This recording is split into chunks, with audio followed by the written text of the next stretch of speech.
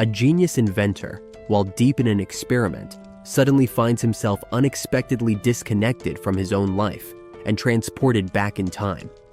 To his shock, he becomes the crown prince of the Joseon dynasty in Korean history.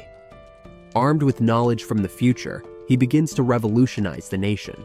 While other kingdoms still rely on oil lamps, his country is illuminated by electric lights. While others use horses for travel, his nation already boasts trains.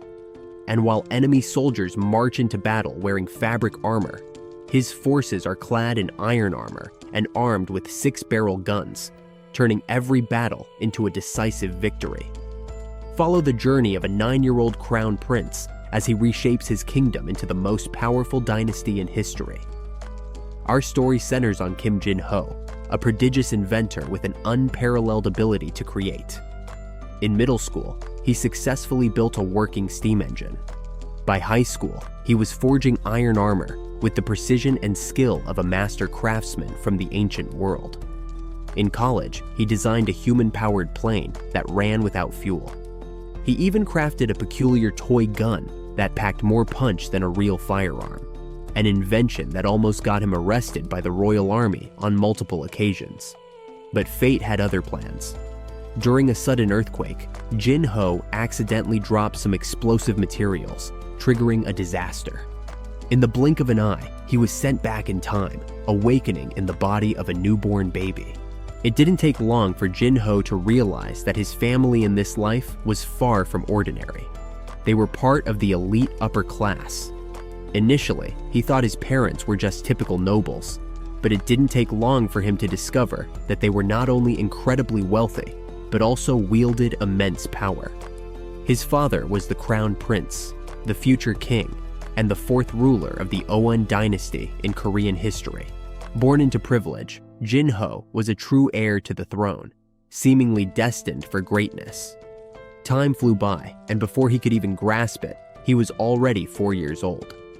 At this point, the current emperor decided it was time to pass the crown to the crown prince. With his father now ascending to the throne, Jin-ho automatically took on the title of crown prince. Like all royal children, he was expected to start his education early. However, with the mind of someone well over 30, Jin-ho found it incredibly frustrating to be treated as a child and pushed into basic lessons. In an attempt to avoid the grueling routine of studying, Jin-ho devised a clever strategy to use his father to his benefit. History had praised King Se-young the Great as a ruler who valued intellect and placed great emphasis on encouraging innovation and nurturing the brightest minds. Jin-ho's plan was to gather skilled craftsmen, introduce them to critical future knowledge, and earn his father's trust in the process. His ultimate aim was to enjoy a life of luxury, taking advantage of the rewards without lifting a finger. However, he still had to appear dedicated and studious to gain others' trust and manipulate them in his favor. The first step in Jin-ho's scheme was to win over those responsible for his education. These figures would hold influential roles in the court when he matured, making it crucial for him to secure their loyalty. The very next day, as he made his way to his studies, Jin-ho was struck by a nauseating smell. Curious, he scanned his surroundings to identify the source. There, in the grass, lay a massive pile of dung. Seriously, he thought, did people from ancient times just relieve themselves wherever they felt like it? At that moment, a group of palace maids walked by and bowed as they greeted the crown prince. Just as Jin-ho was about to continue on his way, the smell hit him again. Turning around, he saw that the last maid in the group had stepped directly into the pile, her dress now stained with filth. Jin-ho's temper flared. He immediately realized the source of the mess was a palace maid. Coming from a modern world where hygiene was a priority, he could not tolerate such unsanitary behavior. Determined to prevent this from happening again, Jin-ho decided it was time to confront his teachers. On his way to the meeting, Jin-ho began, "I saw a maid earlier with stains on her dress. It's natural for people to relieve themselves, but it's unacceptable to get it on your clothing." One teacher argued that clothing not only covers the body, but also shows one's social standing. so a little discomfort should be expected. However, Jin-ho, thinking with a modern mindset, immediately countered, even if a person wears torn clothes, their inner qualities still shine through. Don't you think judging someone based on their clothes is outdated? The teachers were left speechless, realizing they couldn't respond. Quickly, they changed the topic. This issue can't be fixed overnight, Your Highness. Do you have any other questions? Frustrated by their evasion, Jin-ho pressed on. I recently read about the invasion of Tsushima Island. It mentioned that everyone, from the nobles to the common folk, had to enlist because the military forces were too weak. Why aren't we training a proper navy? He continued his barrage of questions, leaving the teachers stammering. Also, why didn't we evacuate the civilians from the island? If the fear is that Japanese pirates would occupy the land, wouldn't it be better to move the people to northern Osan? The more Jin-ho spoke, the more the teachers began to sweat. They hadn't expected the Crown Prince to be so knowledgeable about national matters. But no matter how much Jin-ho questioned them, the elderly scholars insisted these matters were beyond their influence. Hearing this only made Jin-ho angrier, but there was little he could do. Afterward, the scholars gathered together, amazed at the Crown Prince's intelligence, especially considering he was only 5 years old. While most children his age were still playing, he was outsmarting his teachers. They agreed that if the Crown Prince was already so wise, they should teach him more advanced topics. When he became emperor, he would undoubtedly be a wise and capable ruler. Meanwhile, Jin-ho, still inside the palace, had no idea that his life had just become more difficult. He already hated studying, and now they would make him study even harder. He was still frustrated by the arrogance of the scholars. According to history, the original person who inhabited this body had passed away young from overwork. Jin-ho had planned to start making his moves when he turned 15, but given the current situation, he realized he needed to act sooner. 3 years passed in the blink of an eye, and now Jin-ho was 7 years old, officially crowned Crown Prince in front of the entire court. The ancient rituals were excessively complicated, leaving him completely drained. But after years of difficult studies, he had finally earned his position as Crown Prince. Now, he could sit in on imperial discussions with his father and the ministers, where he would be able to present his plans to develop the nation and strengthen its wealth and power. However, the biggest problem was the royal treasury. There weren't enough funds to operate. Despite being crowned Crown Prince, Jin-ho was still a 7-year-old child with no real authority. No one would listen to him. But he couldn't just sit back and do nothing. He needed to start small. After writing on a piece of paper, he accidentally smudged ink all over it. Ugh, how annoying, he muttered. No matter how many times he used the brush, he couldn't get used to it. This era is just so inconvenient. Suddenly, an idea struck Jin-ho. Why not start by addressing the small daily problems instead of focusing on huge reforms? This was just the beginning. As Jin-ho walked outside, he saw the blacksmiths hard at work, molding hot iron into various shapes. This was the military supply division, an imperial facility where weapons were forged. The sight and smell of the hot metal filled him with excitement. I've missed the scent of metal, he thought. I should visit here more often and get to know the people. A supervising official approached, bowing deeply to greet the Crown Prince. Jin-ho smiled and nodded. It's a pleasure to meet you. Thanks to your hard work, the Zun fortresses are becoming more robust each day. The official, Lee Chong-ho, the overseer of the military supply division, felt honored by the prince's praise. It is my great honor, Your Highness, he replied respectfully. Jin-ho got straight to the point, asking, Who's the most skilled craftsman working with gold and steel here? Lee Chong-ho seemed surprised by the question. Gold and steel, Your Highness? He paused for a moment before answering. There may be someone who could help with that.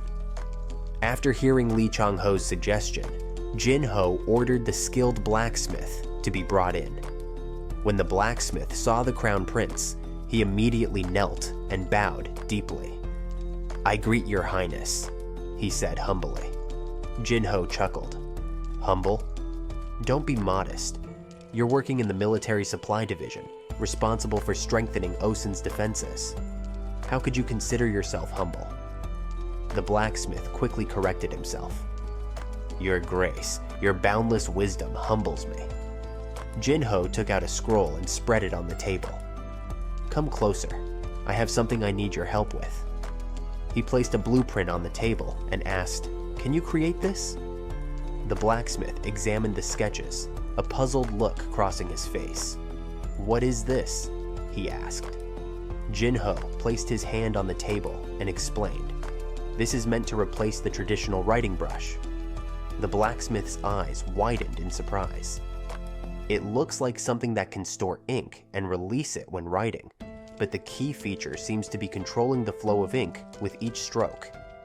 Jinho smiled, pleased that the blacksmith understood. "Exactly. Also, I need the nib to have a rounded tip to prevent excess ink from soaking into the paper.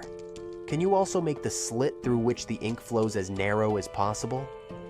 The blacksmith thought for a moment. "If I give it my best effort, I think I can make it about 5 megabytes wide." Jinho quickly worked out the measurements in his head. 5 mo. A kai is about 3 centimeters. That's about 0.15 millimeters. Do you think you can achieve that by hand? He continued. "You'll need to make several of these pens, and they must be finished quickly, not over a month's time. Since the tips will come into contact with water, we'll need to use gold and silver to prevent rust. The pens will be made from thinly hammered sheets. If the molds are correct, we could produce up to 20 pens a day." The blacksmith gestured to the drawing. "The main issue is the slit." Jinho nodded thoughtfully. "The line needs to be as fine as a single hair when writing," he said, musing to himself. "Maybe about the size of a mechanical pencil lead.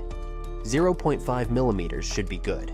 After considering the details, the blacksmith said, "I can make the slit about 1 GI wide." Jinho asked, "How long do you think it will take?"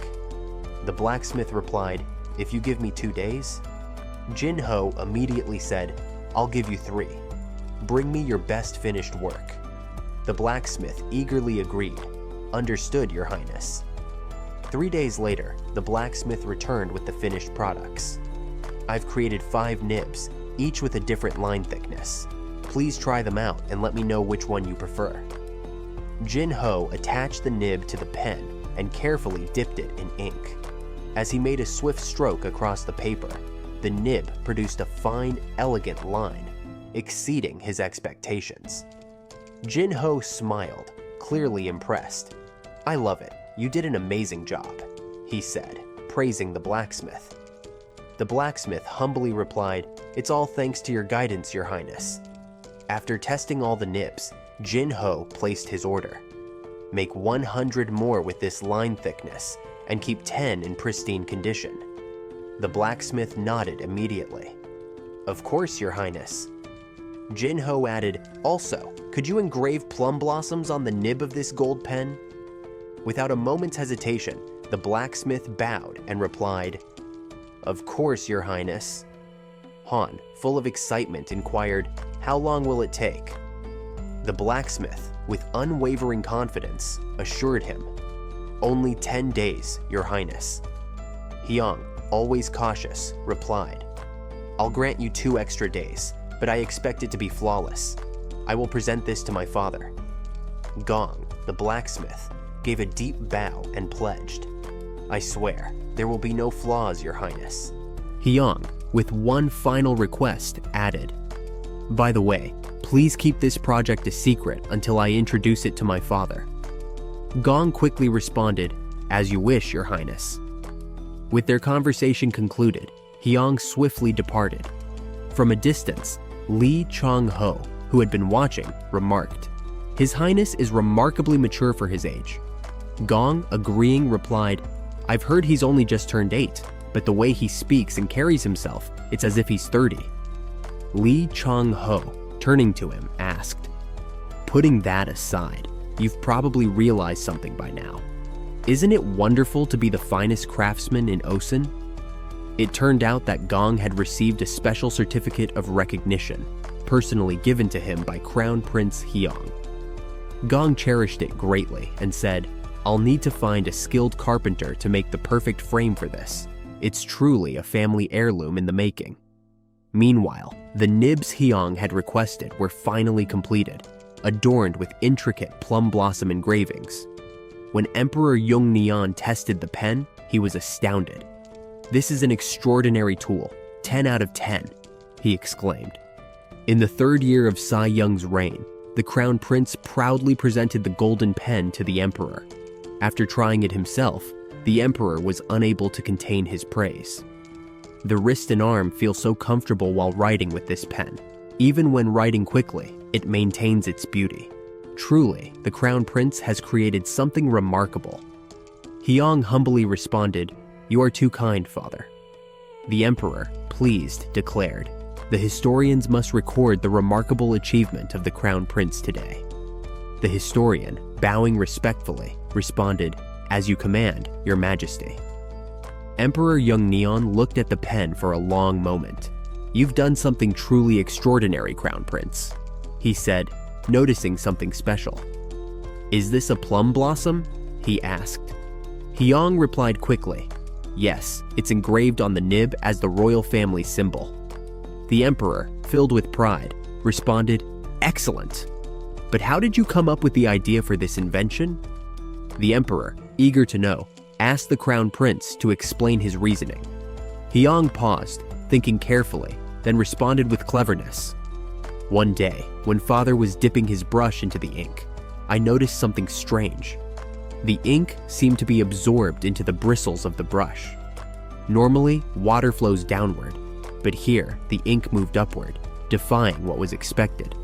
It fascinated me, and so I decided to create this." The Emperor, impressed with his son's insight, said, "Many have used brushes, but none have observed it in the way you did. This is truly an example of learning through observation." Hyang, grateful for the praise, boldly replied, "Thank you for your kind words, father. I have one request."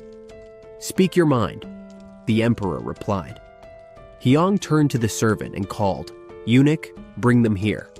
The servant entered, carrying a mysterious box. "Father," Hyang said, turning to the Emperor, "I request that these golden pens be given to the historians and ministers of the court." The Emperor, intrigued, asked, "All of these pens?" Hyang explained, "The ministers and officials who write quickly would benefit from them. The historians, who work tirelessly without rest, deserve something to ease their workload. I thought this might be helpful to them." Everyone present was taken by surprise. No one had ever thought to show such empathy toward the historians. The Emperor, turning to the ministers, asked, "What do you think of the Crown Prince's idea?" The ministers, all in agreement, said, "We believe the Crown Prince is right. It's truly remarkable for someone so young to think about the well-being of his officials. It's a beautiful gesture." Finally, the Emperor gave his approval. "Distribute the golden pens to the historians and court officials," he ordered. The servants quickly obeyed. Throughout the ceremony, the Emperor smiled with joy, and the ministers shared in his happiness. "His Highness, the Crown Prince, truly has a deep and thoughtful mind," they remarked, while Hyang smiled contentedly. Not long after, the golden pen Hyang had created set a new trend in Yoshan. In the third year of Sai Yung's reign, after presenting the pen to the Emperor, Hyang's invention was praised as a remarkable tool. The Emperor, deeply impressed by the Crown Prince's brilliance, ordered the pen to be distributed to those in need, ensuring that Hyang's thoughtful gesture would benefit the entire court. The reaction was overwhelming. Court officials and ministers were captivated by the new invention, and the excitement surrounding it spread like wildfire. "Have you tried the golden nib pen that the Crown Prince invented?" one official asked. "I have, and it's truly remarkable." It became incredibly popular because it made writing official documents so much easier. Additionally, Hyang had created a portable writing board for the generals, allowing them to issue urgent orders comfortably wherever they were. The writing board was the perfect match for the golden nib pen, and everyone who used it couldn't stop praising it. "This is incredible!" they exclaimed. Emperor Uni was very pleased and ordered that both items be mass-produced, distributing them to the generals alongside the golden nib pens. The golden nib pen that Hyang had invented brought about significant changes in the kingdom. A few days later, during a court session, a minister spoke to the emperor. "There's been an unfortunate incident in the market." "An unfortunate incident?" the emperor asked. "Speak," he commanded. "There are rumors that counterfeit golden nib pens are being sold everywhere," the minister explained. "How dare they forge such a valuable item, especially one that bears the royal symbol?" "This is an outrage," the emperor exclaimed. "The punishment must be severe." The officials all agreed in unison. "We urge your majesty to punish them strictly." The emperor, remembering Hyang, said, "I believe we should consult the crown prince. After all, he is the one who invented the golden nib pen." The eunuch immediately called out, "Summon the crown prince." A short time later, Hyang arrived. "Father, you called for me?" The emperor got straight to the point. "The ministers have reported that counterfeit golden nib pens are being sold. They must be severely punished. I'd like to hear your thoughts, my son." Hyang bowed and replied, "Yes, father." He furrowed his brow in thought. Everyone's eyes were on him, waiting to hear the young prince's response, admiring how thoughtful he seemed. A few moments later, Hyang finally spoke. "Father, may I take charge of this issue?" Before anyone knew it, a month had passed, and the crown prince made his move. Hyang calmly entered the Ministry of Revenue. At his arrival, every official quickly knelt and bowed with the utmost respect. "Your Highness, we honor the crown prince," they said in unison. Hyang looked at them with a calm demeanor.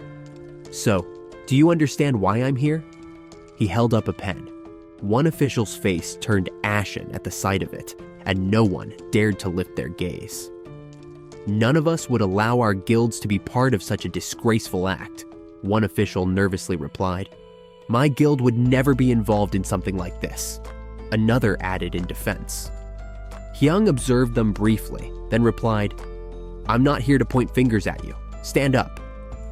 Cold sweat dripped down their faces, and their hands trembled as Hyang's next action was to slam his hand on the table, his voice lowering in authority. "Don't make me repeat myself. What do you think you're doing? Stand up immediately." The officials stood shakily, regaining their composure, as Hyang took his seat, exuding confidence. "Let me be clear. I am ready to award the production of both golden nib pens and ordinary pens to one of your guilds. However, those producing the golden nib pens will be required to give 20% of their earnings to the royal court. Furthermore, the retail price of the pens must not exceed 60% more than what it costs to produce them." An official, clearly uncomfortable, hesitated before speaking up. "Your Highness, if I may, there's an issue." He carefully explained his point.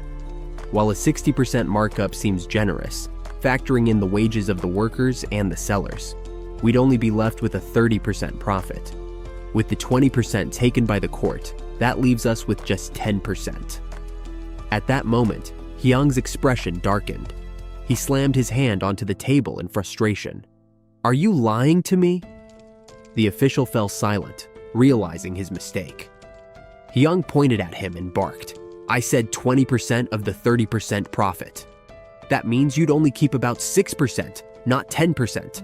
Take this dishonest fool out of my sight and strip his guild of their bidding rights." The man froze, stammering for a reply, but two soldiers swiftly dragged him away, ignoring his desperate pleas. "Please, Your Highness, have mercy." One of the officials glanced nervously toward Hyang, but no one dared speak as the room became tense with silence. Hyang's tone remained firm.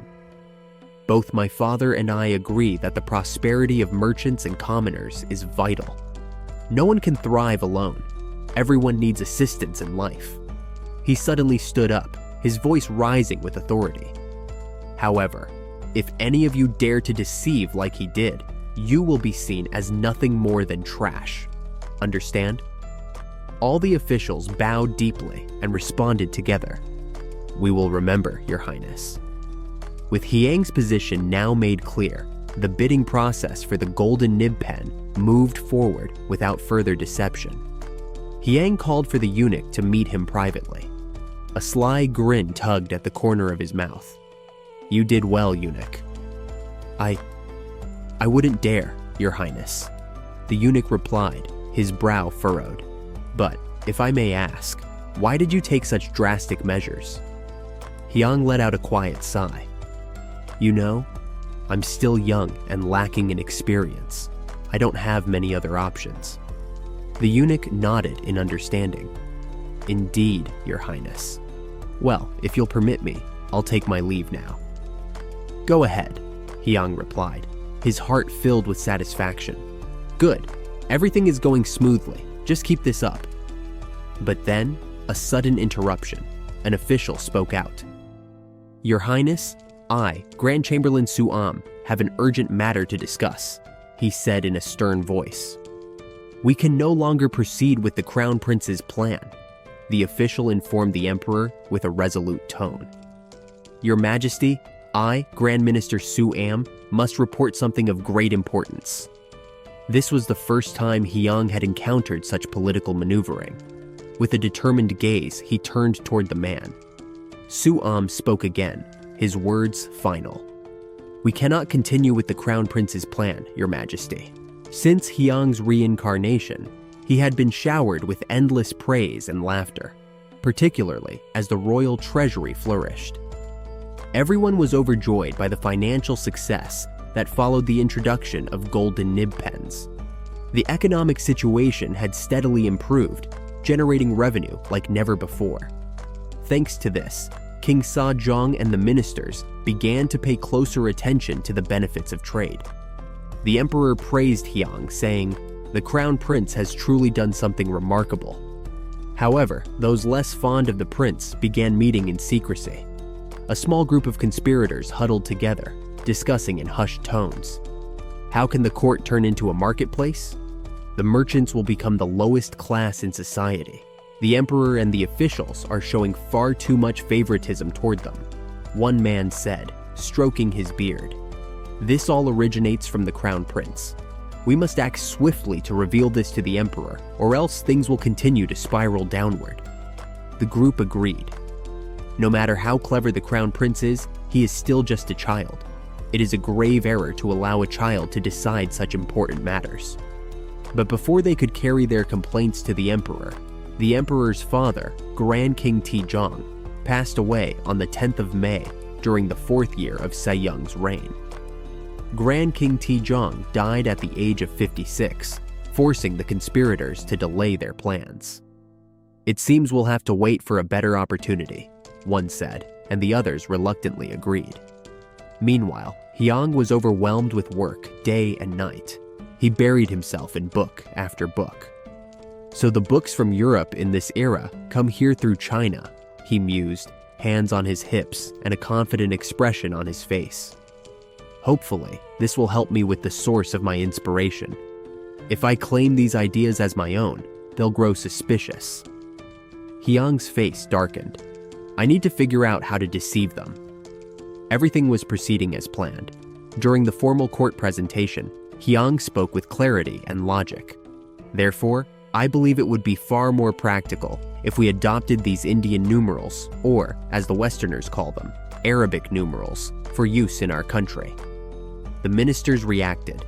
Minister of Revenue, Kim Jung, spoke up first. After careful thought, I believe these Indian numerals would indeed be useful for representing numbers. Minister of Rights Haya Du also agreed, saying, I share that opinion. The emperor quickly made his decision. With the support of these two important ministries, we will allow the use of Indian numerals starting next month. If the results are favorable, we will implement them nationwide. Everyone responded in unison, We obey, Your Majesty. As the next petition was read, the emperor paused. "I think the crown prince should hear this." Hyang, confused, replied, "Yes, father?" The emperor rubbed his temples, looking weary. "The emperor of the Ming has sent a letter. Emperor Zhonggle is very pleased with the golden nib pens and has requested that we send an additional 10,000 as tribute." Hyang knew the royal treasury was struggling and immediately began formulating a plan. A sudden idea struck him. "Father, what if the court were to establish its own guild?" At the mention of the word guild, everyone was shocked. "How could that be?" "Minister of Rights," Heen protested. The emperor motioned for him to be quiet. "The crown prince has more to say. Continue," he urged. Hyang began explaining in detail. Since the emperor of the Ming has requested more pens, it's clear they are in high demand in the Ming dynasty. With its vast territory and large population, the number of literate people there must be far greater than in our nation. If we collaborate with merchants to handle the production of golden nib pens, we could easily meet the Ming dynasty's demands, and then some. The emperor listened thoughtfully. Minister Kim Jung was already calculating in his head. If we base our projections on that, both the emperor and I can expect considerable profit. Hyang continued, "We can also arrange for merchants to accompany our diplomatic missions to the Ming dynasty. In return, the merchants would only need to cover their lodging expenses." Minister Su Am growled in protest. "No, we cannot proceed with the crown prince's plan." He presented his concerns. While the crown prince's plan would certainly bring wealth to the court, if we grow too rich, the people may become self-indulgent, leading to luxury and excess. This could result in tyranny, and the royal family's power would be compromised. Another official spoke up. "I, the Minister of Rights, agree with Minister Su Am. How could we allow such lowly merchants to accompany a diplomatic mission to the Emperor of Ming? It would tarnish the honor of our nation, Yosan." Hyang, determined, asked Minister Swam, "Do you think we should continue to live in poverty and find joy in it, as some claim a king should? Have you seen any commoners who truly wish to live in poverty and remain virtuous? They suffer from droughts, starvation, and freezing winters. Who would praise their virtue?" With authority, Hyang continued, "Even a noble would do anything to feed his starving child. A king should be no different. A king is the father of his people. Shouldn't a father act to care for his children?" The emperor, visibly moved, declared, "My son speaks wisely." No one dared to challenge Hyang further, and the scribes quickly recorded the emperor's words. With the court in silence, Hyang passionately continued, "For the prosperity of our kingdom and to save our people, we must take action." The emperor, once again impressed, praised his son. "My son speaks wisely." The emperor took a brief moment to steady himself, while Hyang, noticing this, pressed on as the court remained in expectant silence. "Go on," the emperor urged. "Yes, father," Hyang responded. "The ministers and nobles beyond the palace walls can endure hunger because they understand both the reason and necessity behind it. However, the common people do not possess such knowledge, nor do they comprehend how to withstand such suffering. If we truly wish to educate them, shouldn't we first ease their burdens by lessening their hunger?" The emperor slammed his hand onto the table. "Precisely." The entire court watched in stunned silence. Hyang thought to himself, "Father's growing too agitated. Perhaps I should end things here for today." Yet, he continued, "Throughout history, it has been said that the will of the people reflects the will of heaven. Even if we, as rulers, uphold virtue, what would the gods think if our people remain in despair? Moreover, it is often said, 'Man proposes, but heaven disposes.' If we have done all that is within our power, should we not then wait to see how the heavens respond? Yet whenever droughts or plagues befall the land, ministers are quick to claim that it is due to the emperor's waning virtue, insisting that preserving virtue takes precedence over all else. Is that not a contradiction?" Hyang then turned to the court. Many among you have served since before this dynasty came to be. Then tell me, why was King Tao never accused of losing virtue when he established this very kingdom while still a subject of Goryeo? Or what of my grandfather, King Taejong? Was he devoid of virtue for raising his sword against his own brothers? And what of my father? Is he lacking in virtue because he ascended the throne instead of his elder brother, the rightful heir?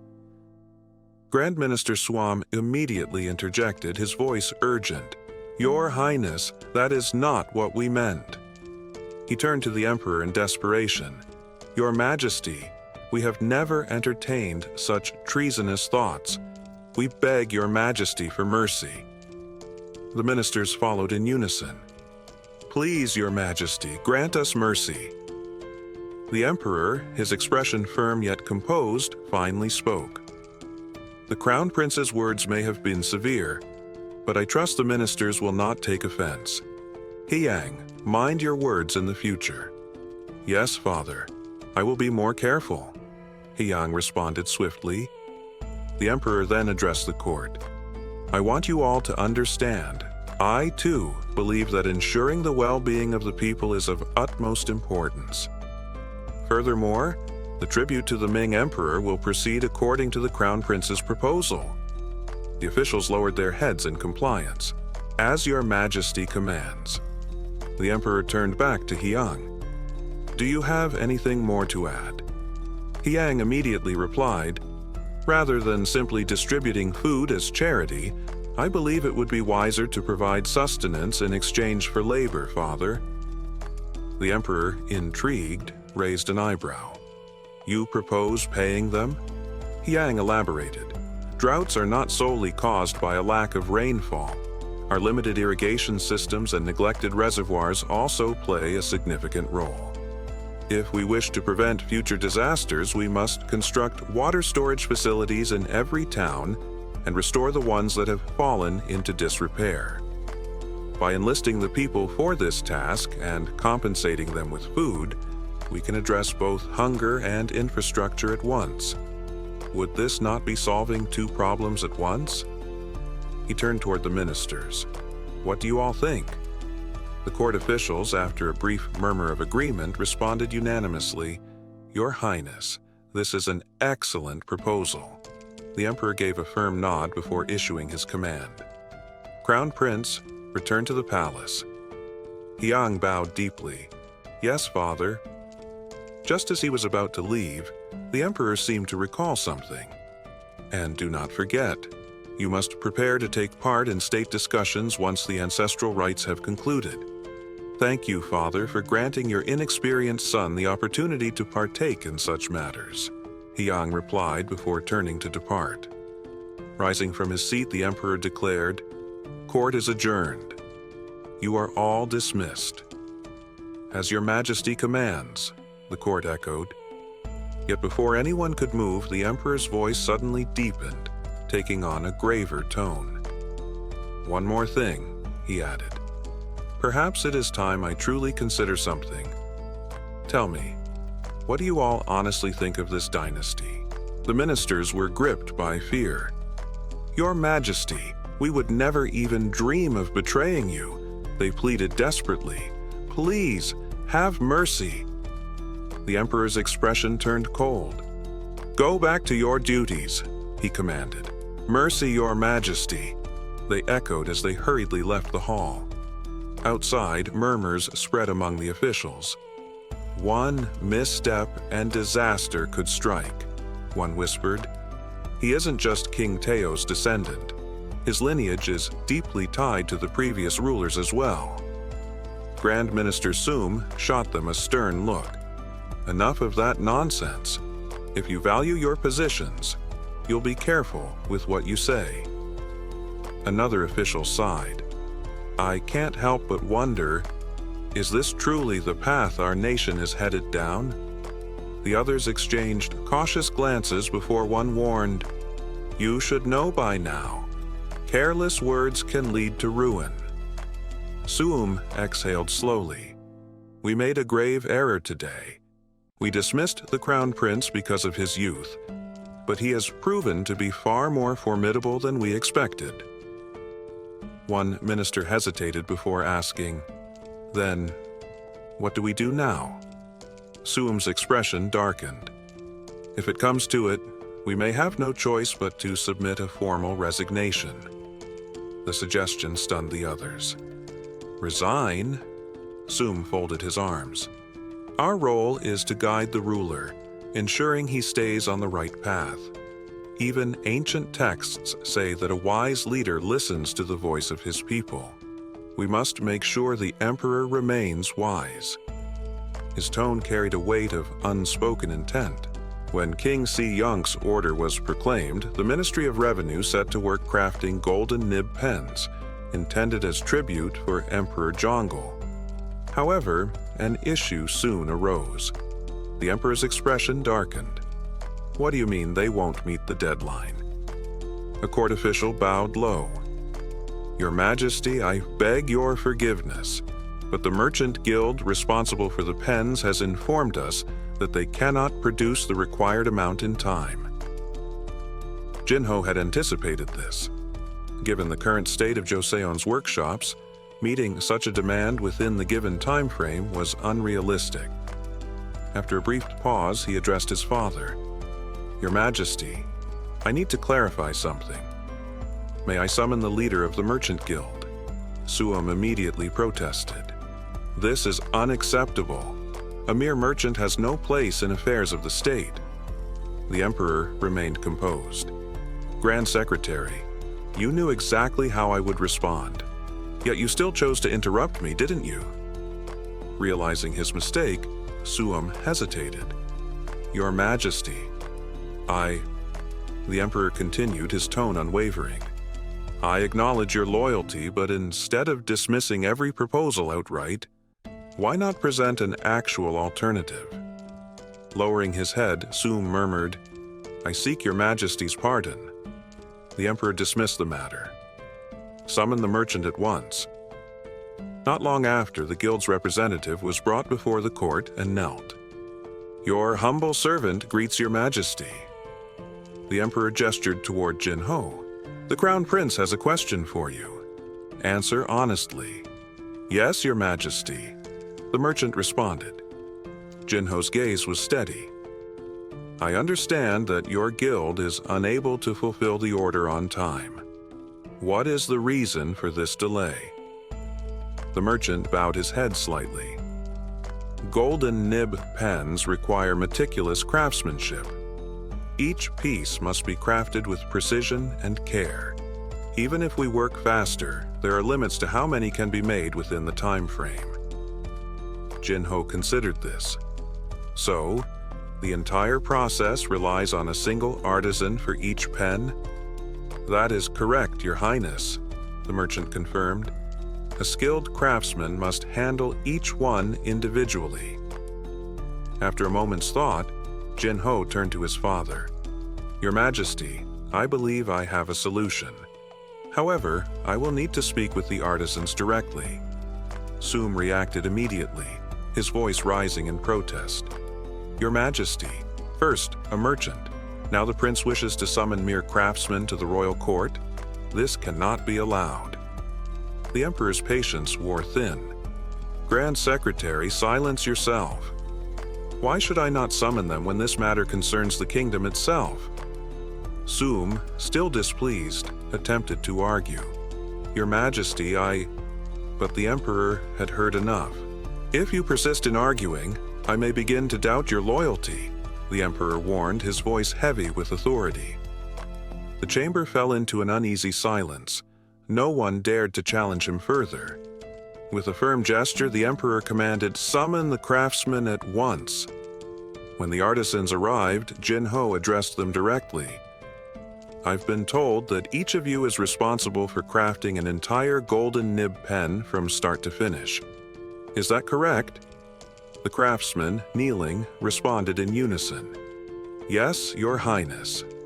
Jinho gave a thoughtful nod before continuing. "I have a proposal. Rather than each craftsman handling the entire process alone, Why not divide the labor? One person could shape the nib, another could refine it, and a third could engrave the final details. Would this method improve efficiency? The craftsmen exchanged startled glances before one of them hesitantly replied, "It may be possible, Your Highness. We would need time to adjust, but once accustomed to the process, we should be able to produce the pens much faster than before." Jinho smiled. This concept is called division of labor. When tasks are shared among many, production increases significantly. The Emperor, clearly impressed, nodded approvingly. That logic is sound. We shall look forward to seeing the results. You may return to your work. After the artisans had departed, the Emperor turned to his son. Division of labor to boost productivity. How did you conceive such an ingenious idea, Crown Prince? Jinho hesitated for a moment before answering. I observed the kitchen staff. The assistants and maids follow the head chef's instructions, each performing specific tasks instead of cooking a dish alone. That observation led me to this conclusion. The Emperor let out a hearty laugh. A brilliant mind indeed. To derive such wisdom from everyday occurrences, truly extraordinary. Ministers, what are your thoughts? The officials bowed and responded in agreement. Your Majesty, the Crown Prince is exceptionally wise. However, Soom, unwilling to conform, voiced his dissent. Your Majesty, I fear the Crown Prince is wasting his intellect on insignificant matters. His sharp mind would be better directed toward studying the teachings of the sages. The Emperor's expression darkened. Why do you dismiss deep thought and insight as trivial? Did the great scholars not also reflect on matters that benefit the nation and its people? Or is it that you, Grand Secretary, refuse to acknowledge wisdom unless it comes from your beloved classics? Soom, realizing he had overstepped, quickly bowed. I only wish for the Crown Prince's growth, Your Majesty. The Emperor's patience wore thin. Is this not exactly what the Crown Prince mentioned the other day? That you believe my rule, and that of my ancestors, unworthy? Is that why you dare to speak such nonsense? Panic flashed across Soom's face as he stammered, Your Majesty, I would never entertain such disloyal thoughts. Please, I beg you to understand my intentions. Another minister, watching the exchange in silence, mused to himself, Soom may have been narrow-minded, but to suppress dissent so harshly. It is unwise for a ruler to silence opposing voices, no matter how talented his heir may be. Jinho, too, observed his father carefully. He's revealing his true nature again. Later, when Jinho returned to the Eastern Palace, he shut the door behind him and exhaled deeply. That was intense. If I hadn't thought of the division of labor in time, I wonder how things would have unfolded. He sat in contemplation. Come to think of it, division of labor doesn't even exist in this era. Though Adam Smith later formalized it, it had been practiced long before him. Historically, industrialized labor systems were shaped through agreements between absolute monarchs and market policies. But what about Rhone? Though it claims to be an absolute monarchy, in reality it is a battleground, between the king striving to uphold his authority and officials pushing for a republican system. Meanwhile, the common people yearn for a semi-republican government. If a ruler truly prioritizes his people over his officials, he can secure their support, thereby consolidating real power. Success won't come overnight. I must build this foundation piece by piece, ensuring my father's authority extends to the most remote corners of the kingdom. And for that, I need wealth. Determined, Jinho stood. The first step is clear. I will fill the treasury. Resolute in his decision, the Crown Prince left the Eastern Palace and made his way toward the main hall. The Emperor, taken aback, inquired, What brings you here? The Crown Prince respectfully answered, I need to discuss something regarding the envoy preparing to journey to the Ming dynasty. There is a matter we must have the Ming emperor verify. Those present exchanged glances, their curiosity piqued. What was the crown prince plotting this time? Jin Ho calmly stated, "This concerns the envoy being dispatched to Ming. We need to secure confirmation from their emperor regarding an important issue." The emperor, intrigued, asked, "What exactly is on your mind now?" The crown prince offered a measured smile, his thoughts carefully calculating his next move. The first step to enriching the treasury was securing a monopoly on the trade of gold-tipped pens. He needed to ensure that Rowan's merchants alone would have the right to sell these prized pens within Ming's vast market. "The Emperor of Ming continues to request more of these pens from us, which indicates their immense value," he explained. "Since their empire is significantly larger than ours, their demand is naturally much greater." He continued, "Additionally, every time the Ming envoys arrive, they demand an excessive amount of tribute. We must request an official decree to regulate their demands." At this, Minister Swam, clearly unsettled, interrupted. "Your Highness, that is unthinkable. The Ming dynasty considers Rome a subordinate state. A vassal questioning the demands of its sovereign would be a grave affront." The crown prince, unfazed, challenged, "And why would it be offensive?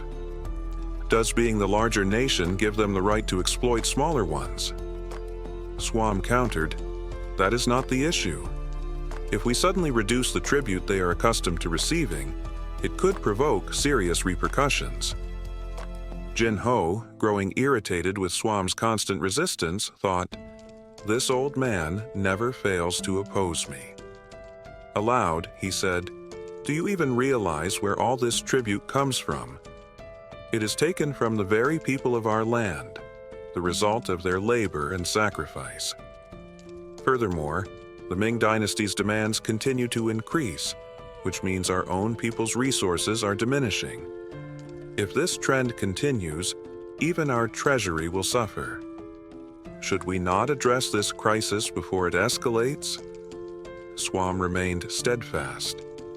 "Your Highness, you still lack experience in governing state affairs. The envoys we deal with are not mere officials. They are eunuchs, those closest to the Emperor of Ming. If they speak poorly of us, we could be placing Rome in grave danger." The Crown Prince's patience wore thin. "Do you truly believe the Ming Emperor is so easily swayed by mere words?" Swam hesitated. "That is not what I mean. I fear that due to your youth, you may make rash decisions that bring significant harm in pursuit of minor benefits." The Crown Prince's expression darkened. "What does my age have to do with this? And did you not just claim that we are suffering major losses for insignificant gains? Every time the Ming envoys arrive, their tribute demands clog our roads for miles. Is that not wealth being stripped from our people and our treasury?" He pressed on. "Master Yoshan, the great sage, once taught that a true official prioritizes the well-being of the people above all else. Yet here you stand, advocating submission to these envoys as if we are their servants. What does that make you then?" Swam hastily tried to explain. "Your Highness, you are exaggerating. We are not submitting." The Crown Prince cut him off sharply. "I have not finished speaking." He continued, "Menus once taught that a virtuous individual, even while surrounded by wealth, remains compassionate. Even when seated at the highest ranks, they uphold their integrity, steadfastly walking the path of righteousness. Now tell me, does showering these eunuchs with gifts and false praise align with any of these principles? If not, how can you still call yourselves honorable men?" Then, without hesitation, the Crown Prince dropped to his knees, his voice filled with conviction. "Father, I beg you, let me lead the envoy this time. I will personally appeal to the Emperor of Ming and do everything in my power to put an end to this unjust tradition. Please, grant me your permission." He continued, "It is true that I am still young, only 9 years old, but my resolve stands taller than the highest mountain." The Emperor rubbed his temples, exhaling slowly before addressing his son. "The journey to Beijing is long and fraught with hardship." The Crown Prince met his gaze and replied firmly, "Rhone stands at a crossroads, a time of both crisis and opportunity. If we act wisely, we can build a foundation that will support 1,000 years of prosperity. But if we hesitate, we will remain nothing more than a small and isolated nation. I ask you, Father, to consider my words." The Emperor let out a deep sigh. "Return to your palace, Crown Prince. Eunuchs, escort him back to his chambers. He is too agitated. See that he calms himself." Desperation flashed across the young prince's face as he cried out, "Father, please, I implore you, allow me to go." Back in the Eastern Palace, frustration boiled over. The Crown Prince stormed into the hall and shouted, "Everyone, leave! Now!" The attendant scattered as he collapsed into a chair, his hands clenched into fists. Damn it, I let my emotions get the better of me. He sat there in silence, lost in thought before muttering bitterly, "That insufferable swam. He looks down on me because of my age, doesn't he? He's been standing in my way since the last time. Well, I refuse to let this go unanswered. Just wait and see, you wretches." Then he called out, "Eunuch, prepare for my departure to the Ming dynasty." The startled eunuch hesitated. "Your Highness, what? Why so suddenly?" I said, "Prepare my belongings. Now." Meanwhile, in the main hall, ministers debated among themselves. "Your Majesty, we cannot allow the Crown Prince to act so recklessly. Please consider our concerns." The Emperor let out a weary sigh. "Tell me, do you know how much sleep that child gets each night? Never more than 6 hours. He is only 9 years old, yet his mind is constantly occupied with ways to strengthen the nation. And all you ever do is reject his ideas again and again." The officials lowered their heads in shame. "Your Majesty, we are at fault. We deserve punishment." Just then a servant burst into the hall. "Your Majesty, an urgent matter." The Emperor frowned. "What is it?" The servant hesitated before replying. "The Crown Prince. He is preparing to leave." A stunned silence filled the chamber. "What?" one of the ministers gasped. "Where is he going?" Alarmed, the Emperor turned to the servant. "Where is that boy heading?" A eunuch stepped forward and answered cautiously. "It appears His Highness is planning to depart for the Ming dynasty immediately. He said he cannot afford to waste even a single moment if he truly cares for the nation and its people." The Emperor's expression darkened, his patience snapping. Slamming his hand against the table, he roared, "That reckless child! How dare he defy me like this?" Fuming with anger, the Emperor stormed toward the Crown Prince's quarters. As he neared, he spotted 2 eunuchs leaving the chamber and bellowed, "You two! Stop right there!" The startled eunuchs quickly turned and bowed deeply. "Your Majesty, we pay our respects." The Emperor narrowed his eyes. "Aren't you both assigned to the East Palace? Where are you headed?" One eunuch hesitated briefly before replying, "Your Majesty, we are on our way to the Office of Records." Suspicious, the Emperor pressed further. "And for what purpose?"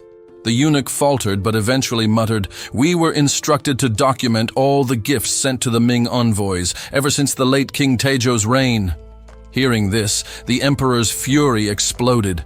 His voice thundered, "That audacious brat!" Meanwhile, in the Empress's chambers, a servant rushed in, breathless. "Your Majesty, a grave matter has arisen," the Empress turned sharply. "What's with all this shouting?" Panting, the servant blurted out, "The Crown Prince is preparing to leave for the Ming Empire." The Empress's face went pale. "He's planning to go to the Ming Empire? Does he think it's as simple as a casual outing? Why is he doing this? The prince insists it's to put an end to the Ming envoy's excessive demands for tribute, the servant explained. The Ministry of Justice tried to reason with him, but he refused to listen. He declared that if no one else will act, he will go himself. After a brief pause, the servant added in a hushed tone, "His Majesty is already on his way to the East Palace." The Empress's heart pounded with anxiety. Without wasting another moment, she hastily left her quarters and rushed toward the palace, her mind racing. "What in the world are you thinking, my son?" The servants, startled by her urgency, hurried after her, calling out, "Your Majesty, please slow down." At the East Palace, the Emperor stormed inside, his temper boiling over. Pointing a trembling finger at his son, he roared, "You reckless child! What madness is this?" Standing his ground, the crown prince met his father's gaze and declared, "This is not recklessness, father. It is my duty." Outside, court officials stood in stiff silence, not daring to intervene. The emperor's wrath echoed through the hall. "You're only 9 years old," he thundered. "Do you even understand the gravity of your actions?" The crown prince remained steadfast. "Age does not determine one's resolve. People use youth as an excuse to avoid responsibility, but I will not." Growing even more furious, the emperor demanded, "And what makes you think you can shoulder this burden alone?" At that moment, the empress burst into the hall, breathless. "Your Majesty, please wait." The crown prince clenched his fists. "If the emperor is the father of the nation, then I wish to be its elder brother. When the envoys come, the people suffer. If I stand by and do nothing, what kind of elder brother would I be?" His words, though passionate, only fueled the emperor's anger. "You foolish boy," he growled, gritting his teeth. "You dare defy me?" His patience snapped. "Steward, bring the whip and the punishment bench." A wave of shock rippled through the hall. The empress gasped, horror-stricken. The officials outside stiffened, their faces filled with unease. The empress rushed forward. "Your Majesty, please reconsider. He's just a child." The emperor's expression remained unyielding. "And that is exactly why he must be disciplined. Empress, do not meddle in this matter." He motioned to the eunuchs. "Take the empress out." Desperation filled her voice. "Your Majesty, have mercy." Before the eunuchs could act, the first lash struck. The whip cracked against the crown prince's legs, leaving a stinging red mark. With each strike, the emperor roared, "Your first mistake, being arrogant beyond your years. Your second, showing no respect to those who serve you." But despite his tender age, the crown prince did not shed a tear. He clenched his teeth and bore the pain in silence. By now, the crown prince's legs were covered in red welts from the lashes, but the emperor showed no mercy. He continued striking, saying, "Your third mistake is defying your father's orders. Reflect on your actions today and ensure this never happens again." Outside, the empress had cried until she could shed no more tears, while the ministers stood uneasily, anxiously awaiting the outcome. At last, the doors opened, and the emperor, still breathing heavily from his fury, stepped out. He ordered, "Summon the royal physicians to tend to the crown prince." The officials responded in unison, "Yes, Your Majesty." As the emperor passed, he noticed the empress still sobbing and instructed her, "Care for the crown prince." He then glanced at the ministers and added, "You are all more petty than a child." One minister, unable to restrain himself, muttered, "How could the crown prince act this way?" Another, noticing the empress nearby, quickly warned, "Be quiet. The empress will hear you." With anger in her voice, the empress turned toward the ministers. "Why couldn't you think as wisely as the child? Look at what's happened now." "I will never forget today." The ministers lowered their heads, acknowledging their failure. "We are to blame. We deserve punishment." In the crown prince's chambers, the empress continued to scold him, her frustration clear. She slapped his legs repeatedly. "You troublesome child! Why do you always make me worry like this? Can't you behave?" The crown prince cried out, "Mother, it hurts!" He lay face down, thinking to himself, "No matter the life, it seems my legs always bear the brunt of things. After a while, the crown prince was surprised when he felt his mother stop striking him. The empress, heartbroken, quietly wept before gently bending down to hold him. "Right now, I have no one but you, my child," she said softly. Hearing her words, the crown prince whispered, "I'm sorry, mother." The scene shifted to the royal court, where the emperor sat with an imposing presence, looking down at the gathered officials. He turned to one eunuch and ordered, "Bring me the documents the crown prince asked you to prepare." The eunuch quickly complied, "Yes, your majesty." Moments later, the eunuch presented a stack of documents. After reviewing them, the emperor's expression darkened. "The smallest tribute they demand is worth 2 months of our annual treasury, and the largest can reach up to 5 months. If we include the tribute from smaller villages, the total could equal almost an entire year's worth of resources." He held up the records and challenged, "Do you see this, ministers? Here is the list of tributes sent to the Ming Empire. Year after year. What do you have to say about this?" Silence hung in the air. The emperor, enraged, slammed his fist against the chair. "Why is there no response? Even the crown prince, a mere child, has considered this, yet none of you have thought to act." The ministers bowed their heads, speaking in unison, "We apologize, your majesty." The emperor's anger flared again. "Choose the leader of the envoy and their assistant within 2 hours, or I will charge you all with treason." The ministers, their voices shaky, replied, "Thank you, your majesty, for your grace." That night, as the emperor gazed at the moon, the empress's voice broke the silence. "Your majesty," he turned and asked, "Is something troubling you, empress?" She hesitated before speaking. "I stepped out for some fresh air as I couldn't sleep. But your majesty, why did you punish the crown prince so harshly today? It seemed more severe than usual." The emperor paused before responding. "The crown prince is a clever child, but sometimes he becomes too absorbed in his own intelligence. Today, he faced opposition from the ministers, and that led to this outcome. A tree that grows too straight can easily break if it lacks support. Without the ministers' trust, how can he properly care for the people?" The empress listened in silence, watching him. The emperor continued, "I believe the crown prince has the qualities of a sage. From now on, I will guide him to ensure he follows the right path." The empress smiled softly, though she didn't fully understand his reasoning. "I may not completely grasp your deeper intentions, but if this is your goal, I have no other wish." After the harsh punishment, the emperor immediately ordered the ministers to select the envoy leader and assistant. Although the crown prince's actions had been extreme, he had spoken no falsehoods. His methods, however, had surpassed the emperor's patience, and for that, he was punished.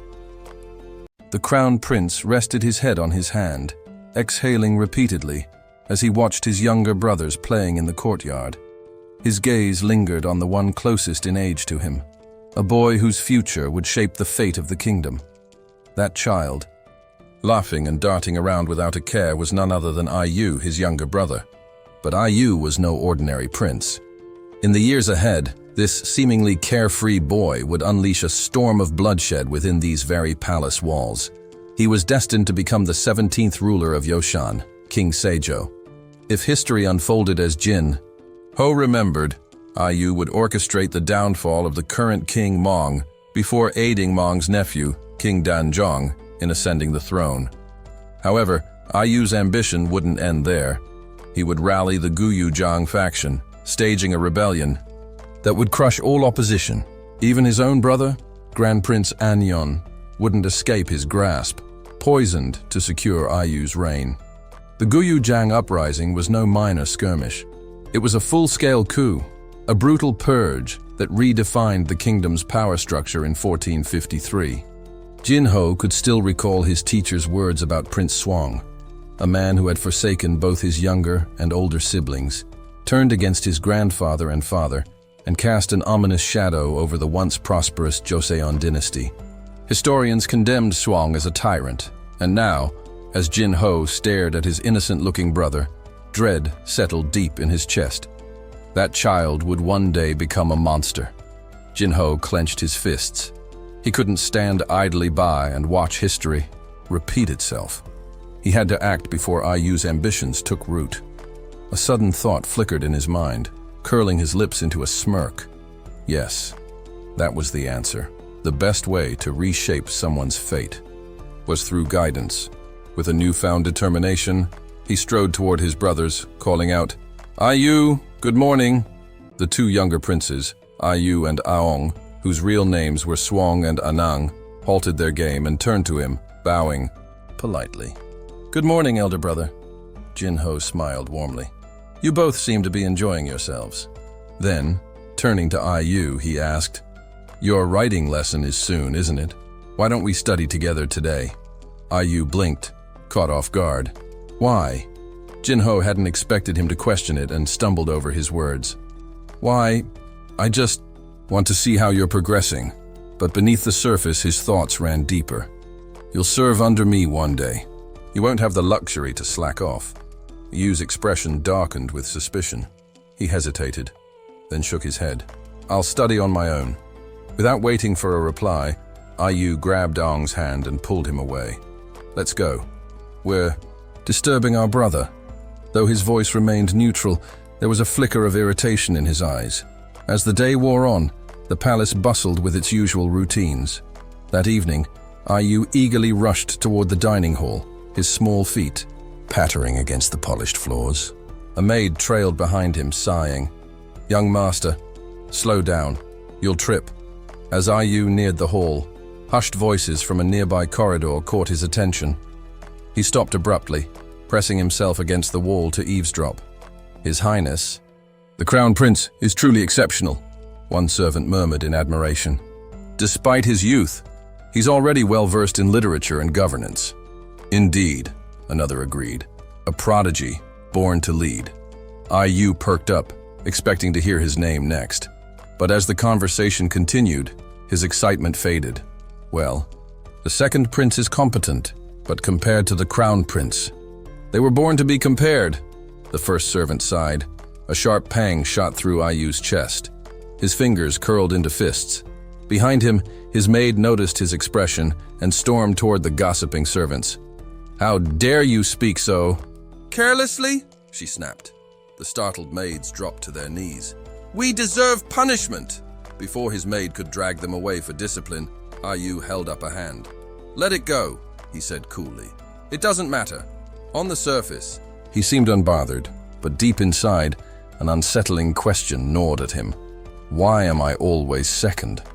A few days later, Jinho gathered his younger brothers in his chambers. Determined to strengthen their bond, he proudly held up 2 handmade flashcards, grinning. "Look, this is how this character is written. It represents the sky and the earth." Aong's eyes widened with delight. "Wow. Did you make these, brother?" Jinho puffed out his chest. "Of course. Well, I had the palace eunuch's help." These flashcards were part of his strategy, a way to spend time with his brothers while steering IU toward a different path. "With these, I'll make sure learning is enjoyable. He won't even realize I'm molding him." He turned to IU. "Come, have a look." But IU, unimpressed, shook his head. "I already have a tutor, I don't need them." Jinho's smile froze. IU's disinterest stung more than expected. Gahan, looking perplexed, asked, "Wouldn't it be more enjoyable if we studied together?" But before he could finish, IU abruptly cut him off. "I can handle it myself," he snapped. Turning away coldly, he added, "Please don't call me for things like this again." His sudden reaction left both Jihan and Eon startled and confused. The following day, IU sat in the courtyard, absorbed in his studies with his tutor. Concealed behind the bushes nearby, Jihan crouched low, quietly observing. "This kid is harder to figure out than I expected. I need to watch him closely every day," he thought. The tutor, with a warm smile, asked, "Do you find this section difficult?" IU returned the smile and replied, "Not at all. Your teaching is very clear, so I understand it easily." His respectful and composed demeanor took Jihan by surprise. "What's this? He's much nicer than I thought. Is he only difficult when dealing with me?" The tutor continued, "Let's review the 3 fundamental relationships and the virtues of steadfastness we covered yesterday." IU immediately responded, "Yes, sir," and began reciting fluently. loyalty of subjects to their ruler. The king is the guide of his people, filial piety of a child to their parents. The father is both protector and disciplinarian. In this context, guide refers to someone who governs and takes responsibility for discipline, similar to a modern supervisor or guardian. As IU confidently recited, Ji-hun stood frozen in amazement. Not only has he mastered the 1,000-character script, but he's also memorized the 3 fundamental relationships and the 5 virtues of steadfastness. A memory flashed in Ji-hun's mind. His tutor had once mentioned a rumor about Grand Prince Swang. People claimed that while Swang wasn't quite as accomplished as King Moonjong, he excelled in both literature and martial arts. The only problem was that his older brother's brilliance overshadowed him. Was that really just a rumor? Gi-hun studied the diligent child before him, realizing what IU truly needed. That afternoon, during Swang's sword training, IU was rigorously practicing against a wooden dummy. As he struck, a loud noise startled him, causing him to lose grip on his sword. The heavy blade tumbled across the ground, stopping right at Ji-hun's feet. Picking up the sword, Ji-hun remarked, "Looks like you're training in swordsmanship." He lifted a wooden sword of his own and added, "How about teaching me some techniques? I've only ever studied theory. I don't know much about actual combat." Though slightly irritated, IU didn't refuse. While demonstrating, he said, casually, "It's not that complicated. You just do it like this." Standing beside him, Ji-hun nodded but hesitated. "It looks pretty difficult, doesn't it?" He raised his sword high, trying to mimic IU's stance, but the weight overwhelmed him. Losing balance, he toppled backward. With a yelp, "Ouch!" he groaned. Startled, IU instinctively called out, "Big brother!" Lying on the ground, Ji-hun let out a defeated sigh. "Man, just as I thought, this is way harder than it looks." Scrambling to sit up, he added with a sheepish grin, "I could really use your help. I have no talent for this at all. Could you teach me, just as a favor?" IU furrowed his brows, considering the request. He remained silent for a moment, lost in thought. Then, unexpectedly, he burst into laughter. "Why are you so bad at this?" he teased. As the sun dipped below the horizon, the two brothers continued their practice. Ji-hun frequently stumbled, exposing his weaknesses, while IU corrected him. "Like this?" Gi-hun asked, swinging awkwardly. IU shook his head. "No, lift your hand a little higher. Children have simple hearts." IU had always felt inferior. No matter how hard he tried, everyone around him constantly compared him to his older brother, making him resentful. But now, seeing that Ji-hun had weaknesses too, struggling in areas where he excelled, he felt a newfound sense of balance. For the first time, IU allowed Ji-hun to get closer. A warmth he had never shown before began to surface. The first step toward changing the future tyrant had begun. On a bright and pleasant morning, two noblewomen sat together in conversation. The lady dressed in rose-hued silk leaned in and murmured, "Have you heard about the study cards the Crown Prince created?" The woman in blue nodded. "Indeed, I've heard whispers about them." "Oh? What have you heard?" the lady in pink asked with intrigue. "They say these cards make learning far more engaging," the lady in blue replied. A thoughtful expression crossed the lady in pink's face. "Do you think these cards could help my son recognize Chinese characters more easily?" Her companion smiled, knowingly. "Perhaps. Never underestimate the power of word of mouth." That afternoon, the lady in pink approached her husband, a respected court official. "Husband," she began, "I've been hearing wonderful things about the study cards the Crown Prince designed." Surprised, he raised an eyebrow. "How do you know about those?" With a slight frown, she answered, "I came across the information by chance. But tell me, wouldn't it be beneficial for our son to use them?" The official stroked his beard in contemplation. "I'm not sure." His wife, however, was determined. Why not request to borrow them from the Crown Prince? The mere thought of an adult asking a child for something made him uncomfortable. "That would be humiliating," he grumbled. His wife's eyes narrowed. "Is your pride more valuable than our son's education? His future and our family's standing are at stake." As it happened, they weren't the only family intrigued by the study cards. Soon a group of officials gathered and requested an audience with the young Crown Prince. Upon hearing their request, Jin-ho leaned back with a teasing smile. Those cards were made for my younger brothers. Desperate, one official stepped forward. Then please, sell them to us. Name your price. Feigning reluctance, Jin-ho let out a sigh. If you insist, I suppose I have no choice. He raised 3 fingers. 3 sol. The officials collectively gasped. 3 sol was equivalent to 159 kilograms of white rice, a staggering amount.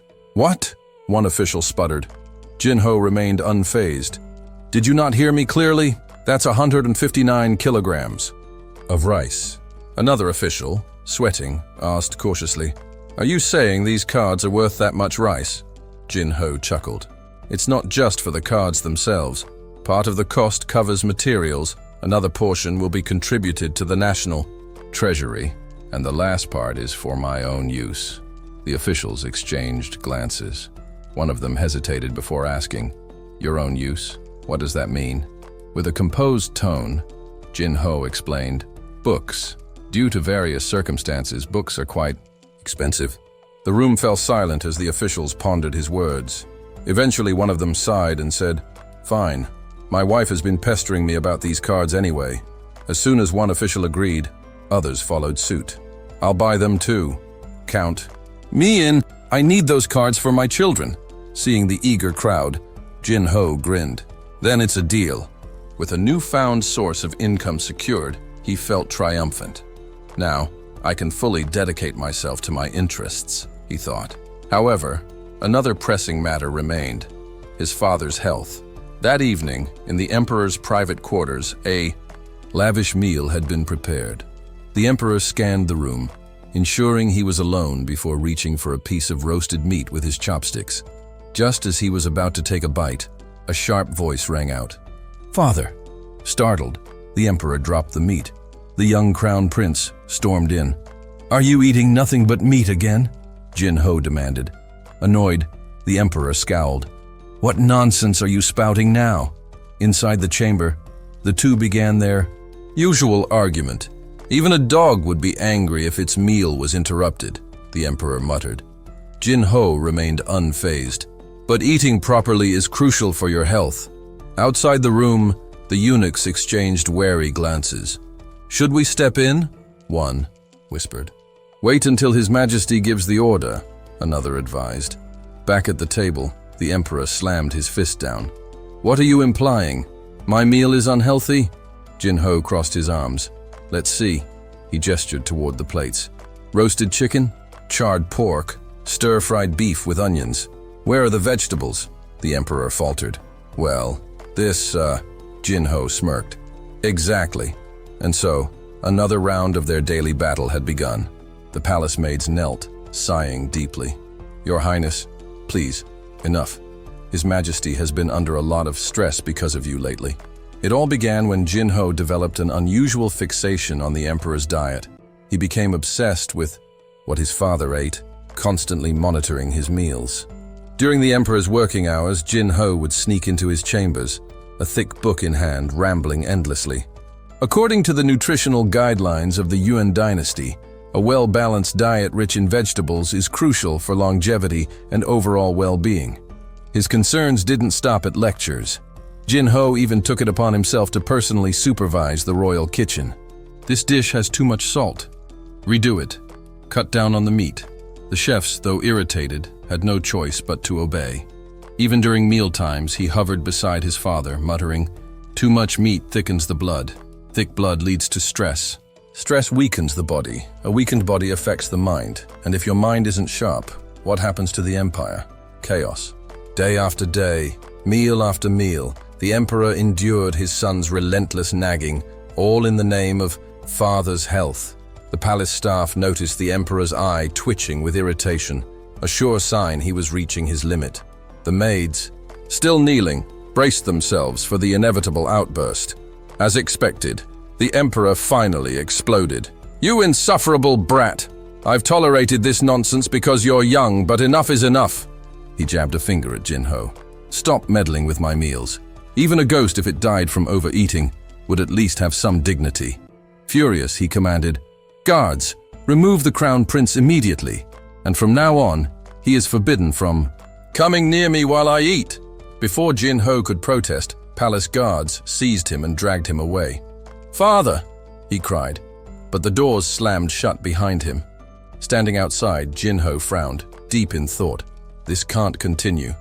If the old man falls ill, who knows what might happen to my future? He needs to stay healthy and reign for a long time. I need to find another way. Just then, from inside, the emperor's voice boomed. "Bring me more meat!" Jin Ho's eyes lit up. That's it. There's still one solution left. Without wasting a second, he rushed to the imperial carpentry workshop. "I need something made," he announced. The royal craftsman immediately got to work, but Jin Ho was relentless in his demands. "It must be rounder, sturdier." "Yes, your highness," the craftsman replied, exhausted from his constant corrections.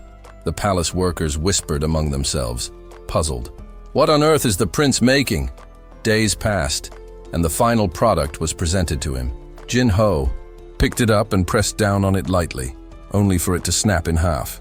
His temper flared. "This is unacceptable. Reinforce it. Make it stronger. Try again." The workshop rang with his endless instructions. "Do it again. Rounder. More durable." After several more days of refinement, Jin Ho finally strode into the throne room, holding his newly crafted items with a confident smile. The emperor, seeing his son approach, sighed in exasperation. "What now?" Jin Ho, unfazed, knelt before his father and presented his creations. "Father, I designed these for your health." Skeptical, the emperor narrowed his eyes. "What are these?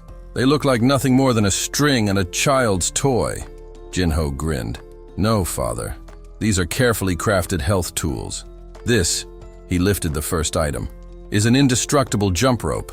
And this," he held up the second, "is a set of specially designed bells.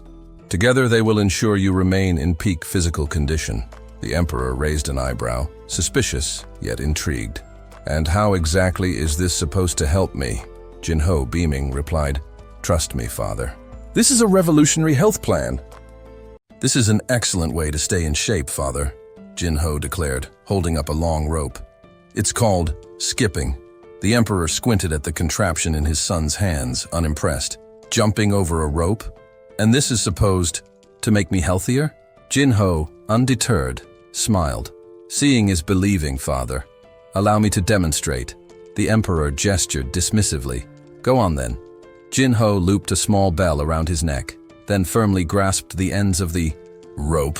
He began hopping over it with practiced ease, his movements light and quick. The court officials watched in silence as the young prince performed the simple but rhythmic exercise. After a few rounds, he stopped, slightly out of breath. "And that," he announced, "is how you use a jump rope." The emperor raised a skeptical brow. "And how exactly does that improve my health? It looks like ordinary jumping to me." Jin Ho had expected this. He lifted a thick book, flipping to a page before responding. "Western scholars have found that those who sit for long periods tend to have weaker legs, but skipping helps strengthen the lower body." Then, lowering his voice conspiratorially, he leaned in, glancing at the gathered officials before adding, "It has another benefit too, but I'm not sure how to explain it." That caught everyone's attention. When it came to general wellness, the officials barely reacted. But when Jin Ho hinted at a more personal advantage, every ear in the room suddenly perked up, including the emperor's. The emperor narrowed his eyes. "Are you certain?"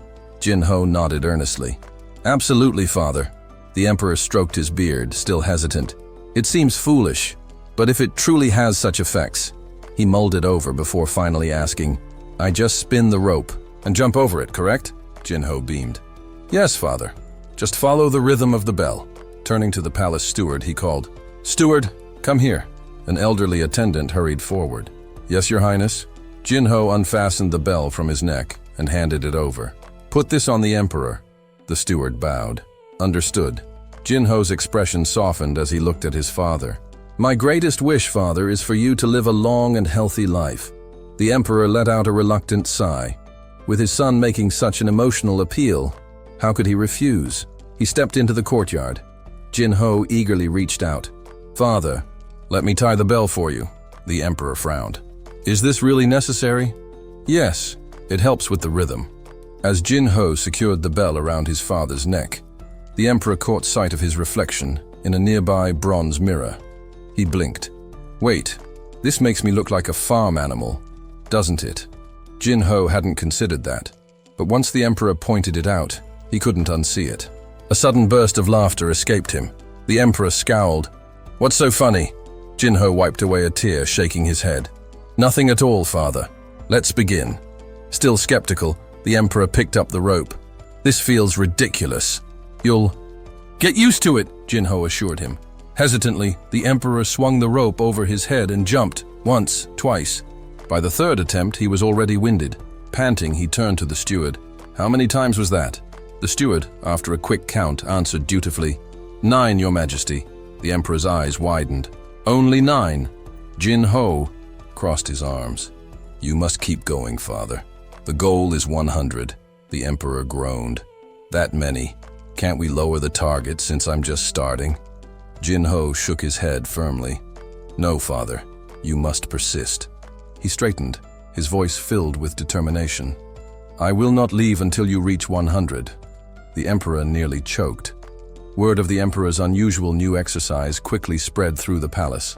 It became a favorite topic of gossip among the officials.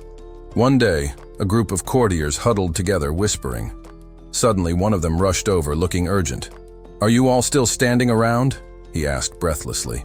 2 royal physicians exchanged glances. What's happened? The official took a deep breath before announcing gravely. The emperor coughed. One of the physicians frowned. His Majesty often coughs around this time. What's so unusual about it? The official leaned in, lowering his voice. It's not the coughing that's concerning. It's what happened after. The group held their breath. The official's eyes darted around before he revealed in a hushed tone, right after coughing. His Majesty ran straight to the plum blossom chamber pot. A stunned silence followed. For context, the plum blossom chamber pot was an exclusive royal commode reserved only for the emperor's use. The news spread like wildfire. Ever since the emperor incorporated jump rope into his daily routine, noticeable transformations had taken place. Previously plagued by sluggish digestion, he now found himself more regular, much to the delight of the palace maids, who whispered about his improved well-being. But that wasn't all. He had begun working late into the night, managing state affairs with renewed energy. And, most intriguingly, he had been paying far more visits to the Empress's chambers than before. Whispers quickly circulated among the court. Have you heard? His Majesty has taken up jump rope, and now he uses the plum blossom chamber pot right after coughing. Another official chimed in. His complexion is looking much better these days. Do you think it's connected? A third official, stroking his beard, nodded gravely. It must be. Ever since he started exercising, the changes are undeniable. At that, the gathered officials fell silent, each contemplating their own declining health. I haven't been feeling great myself lately, one admitted. Same here. I haven't slept well in weeks and my wife won't stop complaining. Their eyes met in mutual understanding. Then, one afternoon, while Jin-ho was quietly engrossed in his studies, a commotion erupted outside. A frantic voice called out, "Crown Prince?" Startled, Jin-ho looked up to see a swarm of court officials rushing toward him, their expressions desperate. "What's the matter?" he asked, taken aback. Without hesitation, one of them blurted, "We need more jump ropes. We'll pay in rice. Just name your price." Another official eagerly interjected, "I need one for my wife and children." "And I want one for myself," someone else shouted. The scene quickly devolved into chaos, resembling an overcrowded marketplace. Jin-ho had to raise his voice to restore order. One at a time, speak one by one. He had never expected such overwhelming demand. Without wasting time, he rushed back to the woodworking shop and declared, "We're scaling up production. From now on, each of you will have a dedicated task. Rope making, handle crafting, bell attachment. Everyone has a role." The artisans, tears welling in their eyes, could only sigh in resignation. "Crown Prince, you're working us to the bone." But Jin-ho wasn't finished. "Prepare yourselves. We need to produce 500 more. Despair swept through the workers. "Just kill us now. We're human too." And still, he wasn't done. He pulled out another design and handed it to a servant. "Take this to the royal tailor." The servant squinted at the unfamiliar sketch. "Your Highness, what is this?" Jinho grinned. Jumping rope in traditional robes is inconvenient, so I've designed something better, exercise pants. And just like that, his innovations revolutionized the court's approach to fitness. Households across the kingdom began jumping rope together, their health improving by the day. Husbands grew stronger, wives became happier, and children followed suit, turning exercise into a family activity. People sang praises. Who would have thought something so simple could change our lives? The Crown Prince is truly a visionary. But while Jinho basked in the rewards, amassing an impressive stockpile of rice in his private storage, there were murmurs of dissent among the old guard officials. This Crown Prince, his reputation is growing too quickly. I hear he's selling these contraptions even to the highest ministers, one sneered. Another nodded gravely. A true nobleman does not hoard wealth for himself. One senior official, however, silenced the room with a raised hand. Patience. A small spark can ignite a great fire. If he lets his ambition cloud his judgment, he will eventually bring about his own downfall. The others exchanged knowing glances and nodded. The Crown Prince's rise was impressive, but would it last? As the days passed, preparations for the journey to Beijing were finally complete.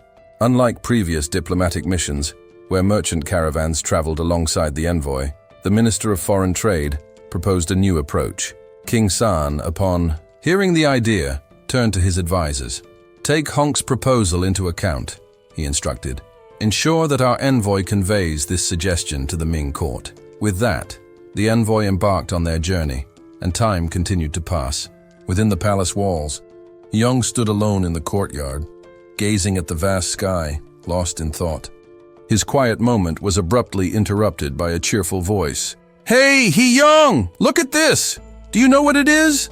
Turning toward the voice, he saw Princess Yong-su, the elder sister of King Mong, holding a tray of exquisitely shaped, colorful sweets. Young furrowed his brow, thinking carefully before hesitantly answering. "Is it Yagua?" Yong-su burst into laughter, playfully smacking his back. "Wrong! It's dosik," she corrected with amusement. "You've been studying for 100 days and you still don't know this." Dosik was a traditional Korean sweet, often served with tea.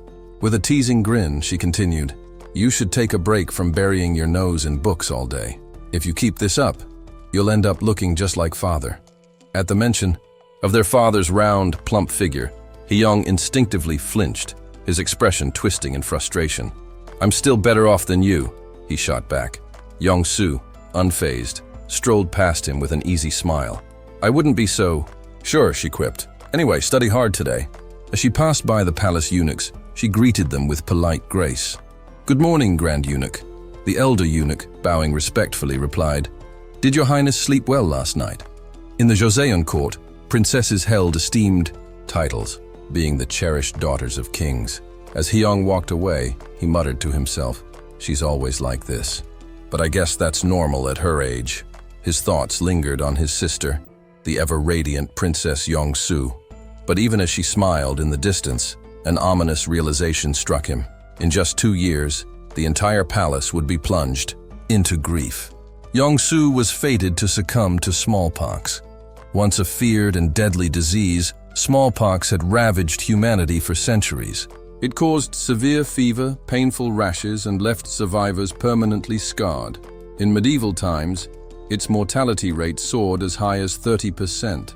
Among the 3 great disasters of the world, tigers, war, and smallpox, the latter was the most relentless. When Princess Yong-su fell ill, King San was devastated. She was his firstborn daughter, his pride and joy. But Hyung clenched his fists in determination. "I won't let that happen," he vowed. He had a plan. The scene shifted. Hyung now stood before a cow, facing an elderly servant. "This cow," Hyung said, his eyes sharp with intent. "It has smallpox, doesn't it?" The kneeling cowherd respectfully answered, "Yes, your highness." A smile tugged at the corners of Hyung's lips. "Excellent. You might just be the key." Nearby, his bodyguards exchanged uneasy glances. What in the world was the Crown Prince planning this time? They were in Neobion Island, known in the present day as Jeju Island. The land here was unsuitable for farming, so the locals primarily raised livestock. Hyung turned to the farmers kneeling before him. "Do all of you raise cattle?" One of them, clad in a worn brown tunic, responded, "Yes, Your Highness." Hyang continued, "Which of you has never had smallpox? Raise your hand." A lone hand shot up. "That would be me, Your Highness," the man said. Hyang's eyes narrowed. "And have you remained free of smallpox, even after years of raising cattle?" The farmer nodded. "Yes, Your Highness. I've never caught it." Hyang's curiosity deepened.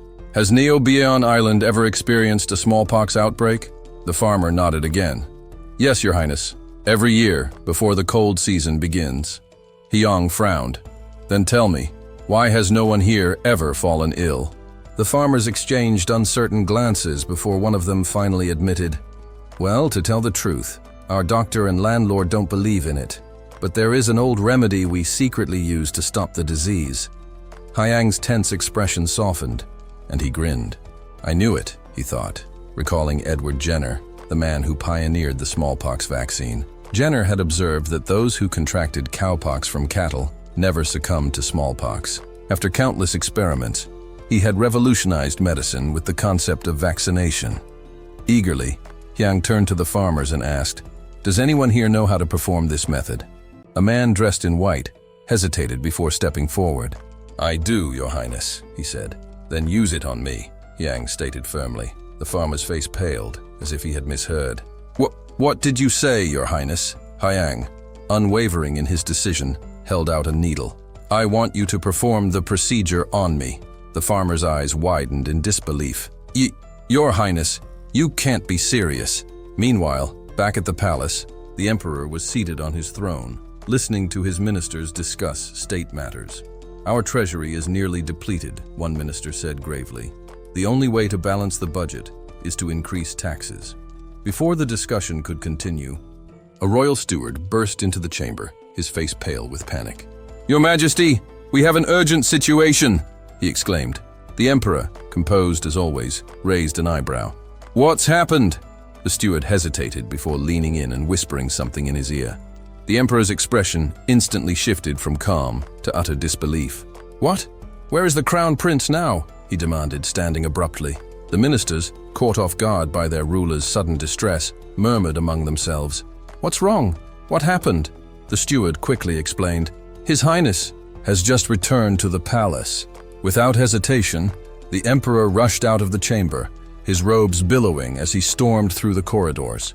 "Hyang!" he called desperately. The startled servants and officials hurried after him, watching their normally composed ruler race through the halls in near panic. When the emperor finally caught sight of his son in the distance, he shouted again, "Hyang!" Hyang, puzzled by the commotion, turned around just as the emperor ran up to him, breathless and wide-eyed. "Are you hurt?" the emperor asked urgently, scanning his son for injuries. Hyang blinked in confusion. "No, father. What's going on?" The emperor's expression darkened, and he turned sharply to the steward. "Explain. Now." The steward fumbled with his words, nervous under the emperor's intense gaze. "Your Majesty, I merely repeated what Yiko had told me." The emperor's eyes narrowed. "Yiko, come forward and tell me exactly what happened." A eunuch immediately fell to his knees, bowing so low his forehead touched the floor. "Your Majesty, I deserve punishment, but I swear I spoke the truth." The emperor's patience snapped. "Are you trying to make a fool of me?" Just then Hyang spoke up. "Father, please don't blame him. This is all a misunderstanding. It has to do with Neobion Island." The emperor turned to his son, his expression demanding an explanation. "What do you mean?" Hyang exhaled, realizing this would be difficult to explain. "It's about an illness that sometimes spreads among the people of Rowan." The emperor's eyes narrowed.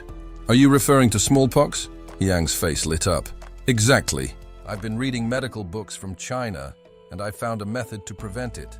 So I tested it on myself by taking material from a cowpox infection and using it for inoculation."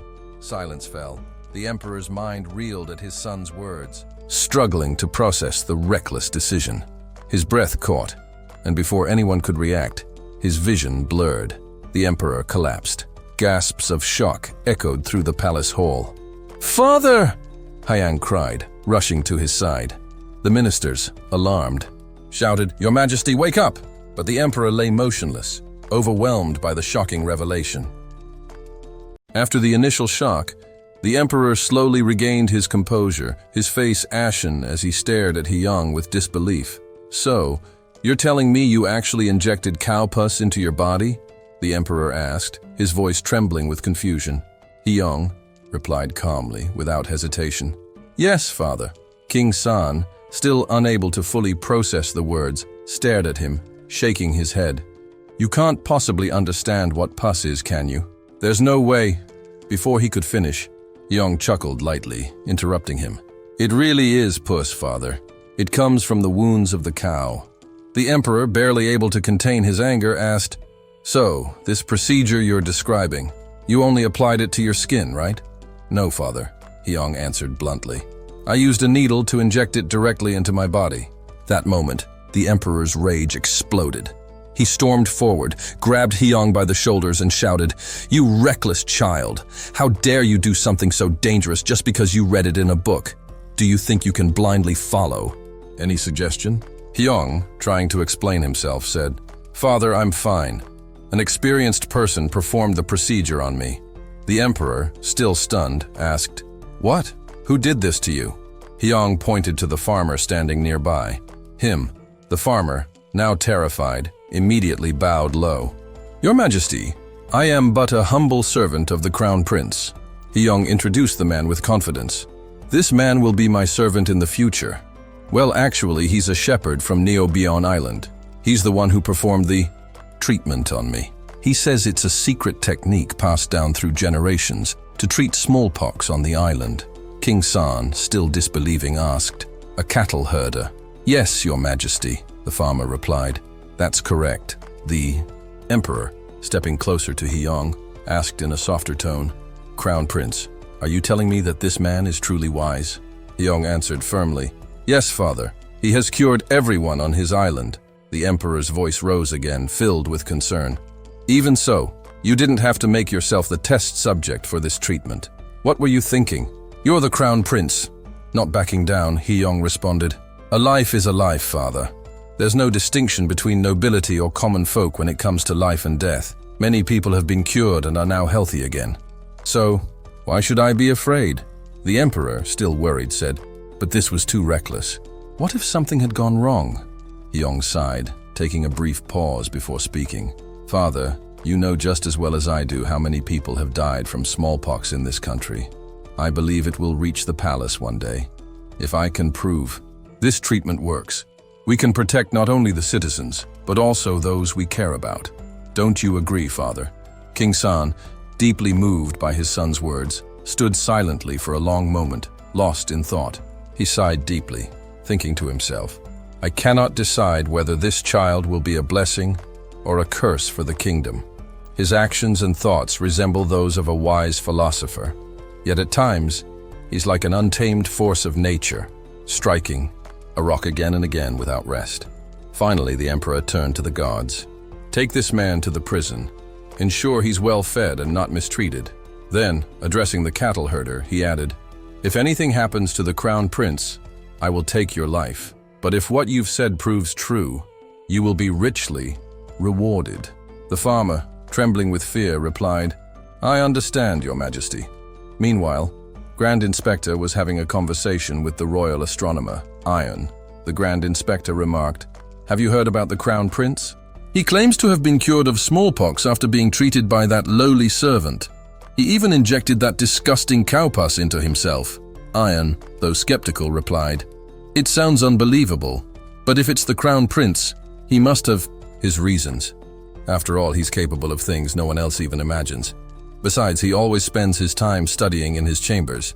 This time, though, before Iron could finish, two men rushed past them, shouting, "The Crown Prince!" Iron, startled, asked, "What's going on?"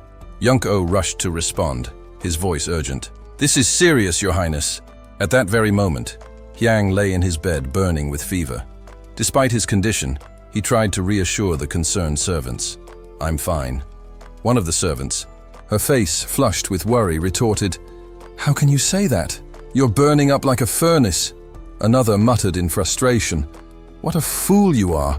Meanwhile, in the prison, So Ado was tied to a chair. The warden barked at him, "You foolish man, how dare you put the crown prince at risk by insulting the royal family?"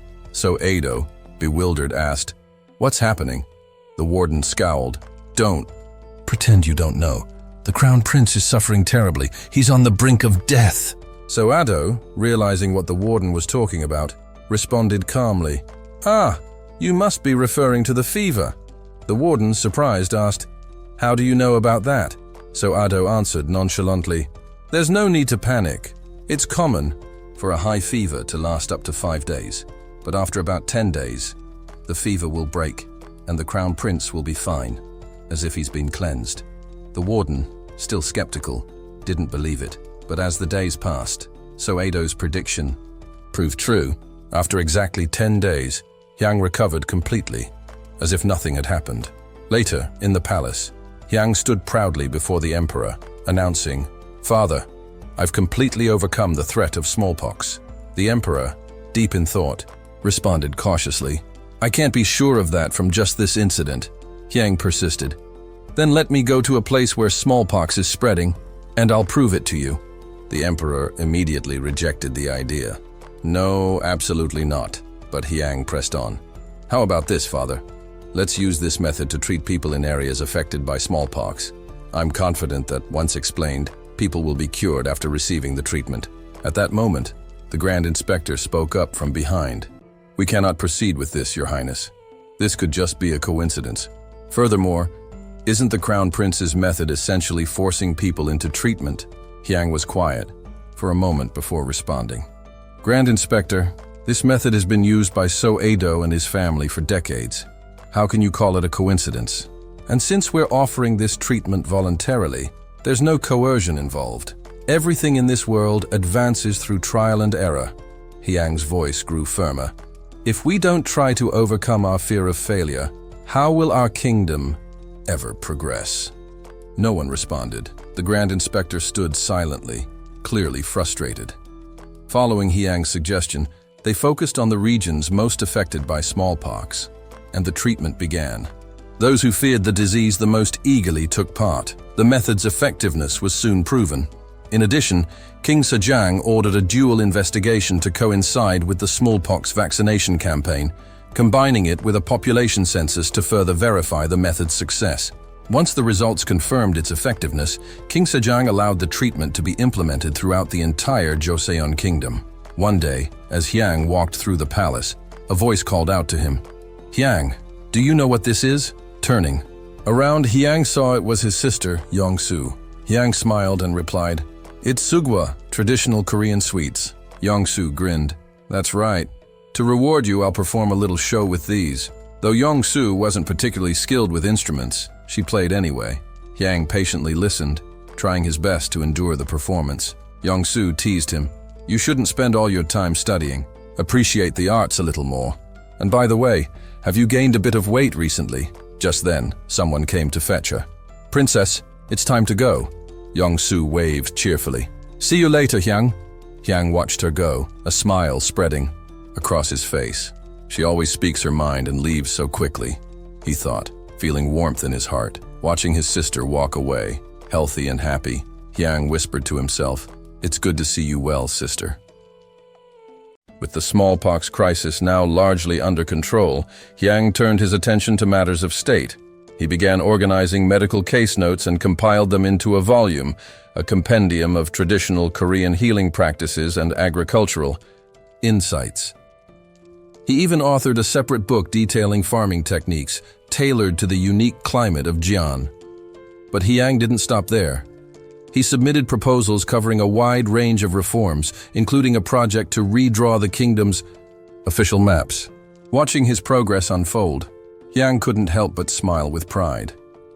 All of this, he thought, is laying the groundwork for a more efficient, better-governed nation. Though certain ministers occasionally voiced complaints, Yang often dismissed their protests without a second thought. His tireless efforts earned him a nickname among officials, the sleepless engine of the 6 ministries. The administrative heart of Jian pulsed with constant activity, never truly at rest, day or night. One evening, under a sky scattered with stars, King Sajang stood silently, reflecting on the state of his kingdom. He suddenly turned to his guards. "You don't need to follow me tonight," he said. A nearby attendant hesitated. "But, Your Majesty," Sajang cut him off gently. "I simply wish to speak with my son. Alone." As the emperor approached the crown prince's residence, he noticed the warm flicker of oil lamps still burning. Yang hadn't retired for the night. A palace aide stepped forward and remarked, "Your Majesty, the crown prince often works into the early morning, sometimes as late as 3, despite the doctors advising rest by 11. The emperor furrowed his brow. "He stays up that late?" Inside his study, Yang was deep in thought, scribbling on parchment, when he heard the announcement, "His Majesty has arrived." He immediately set down his brush and greeted his father. "Father, what brings you here at this hour?" "King." Sajang entered with a calm demeanor. "I was taking a walk and noticed your lights were still on," he said. "What's keeping you up tonight?" "I've been reading, Father," Yang responded plainly. The king raised an eyebrow. "Another Western book?" Yang nodded. "Yes, this one is titled The Art of Alchemy." The emperor looked puzzled. "Alchemy? What exactly is that?" "It's the practice of attempting to transform base metals, like iron or lead, into gold. Using various processes," Yang explained. The king stroked his beard, intrigued. "Turning iron into gold, is that even feasible?" Yang offered a faint smile. "The book concludes that it's ultimately impossible, but the experiments and ideas within, those are still valuable. The study of alchemy during medieval times played a crucial role in shaping modern chemistry." Curious, King Sang leaned forward and said, "Let me see that book." Yang nodded. "Of course, Father. I even have a translated version. We could read it together if you'd like." Taking the book into his hands, the emperor flipped through the pages, examining the unfamiliar writing. "I just wanted to see what Western script looks like," he remarked. Hours passed. Yang, growing increasingly tired, stifled a yawn. He wanted nothing more than to sleep, but his father remained absorbed in the book, eyes scanning line after line. Yang looked at him with admiration. "Father, aren't you exhausted? You're so focused." Sang chuckled, still absorbed. "This writing, it's really something." The emperor pointed at a line. "Come here and take a look." He gestured to a specific phrase and continued. "If this word appears in multiple places like this, it's probably the subject.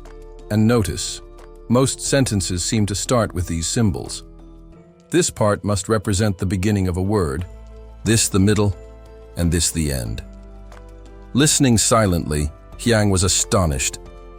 How is he breaking down Latin after barely glancing at it? He's not just brilliant, he's terrifying. Sensing his son's stunned silence, the emperor asked, "Isn't that right?" Snapping out of his thoughts, Yang quickly replied, "Yes, Father, you're correct." Sang continued, "These Western letters are nothing like Chinese characters. They all look similar at first glance, yet their meanings change depending on how they're arranged." He rubbed his chin thoughtfully. After a moment, he turned to Yang again. "This has me thinking. What do you think about creating a new writing system? One just for Joseon?" Yang's eyes widened. "I've thought about that a lot. Joseon truly needs its own script. Even among scholars, only a handful can truly understand Chinese characters." The emperor hesitated. "But if I announce that publicly, the Hall of Worthies will immediately resist." The Hall of Worthies, a scholarly institute founded by the king, held great influence over state matters and was deeply rooted in Confucian ideals. Yang replied, "But so many people can't even write a simple petition. If you explain the purpose well, they'll understand." The emperor looked at his son with a knowing smile. "You've always had trouble with characters, haven't you?" Yang offered a sheepish grin, but thought silently, "They really are difficult." Sang reflected for a moment. "I remember the first time I tried writing a proper sentence. It took me 2 hours just to finish a short poem.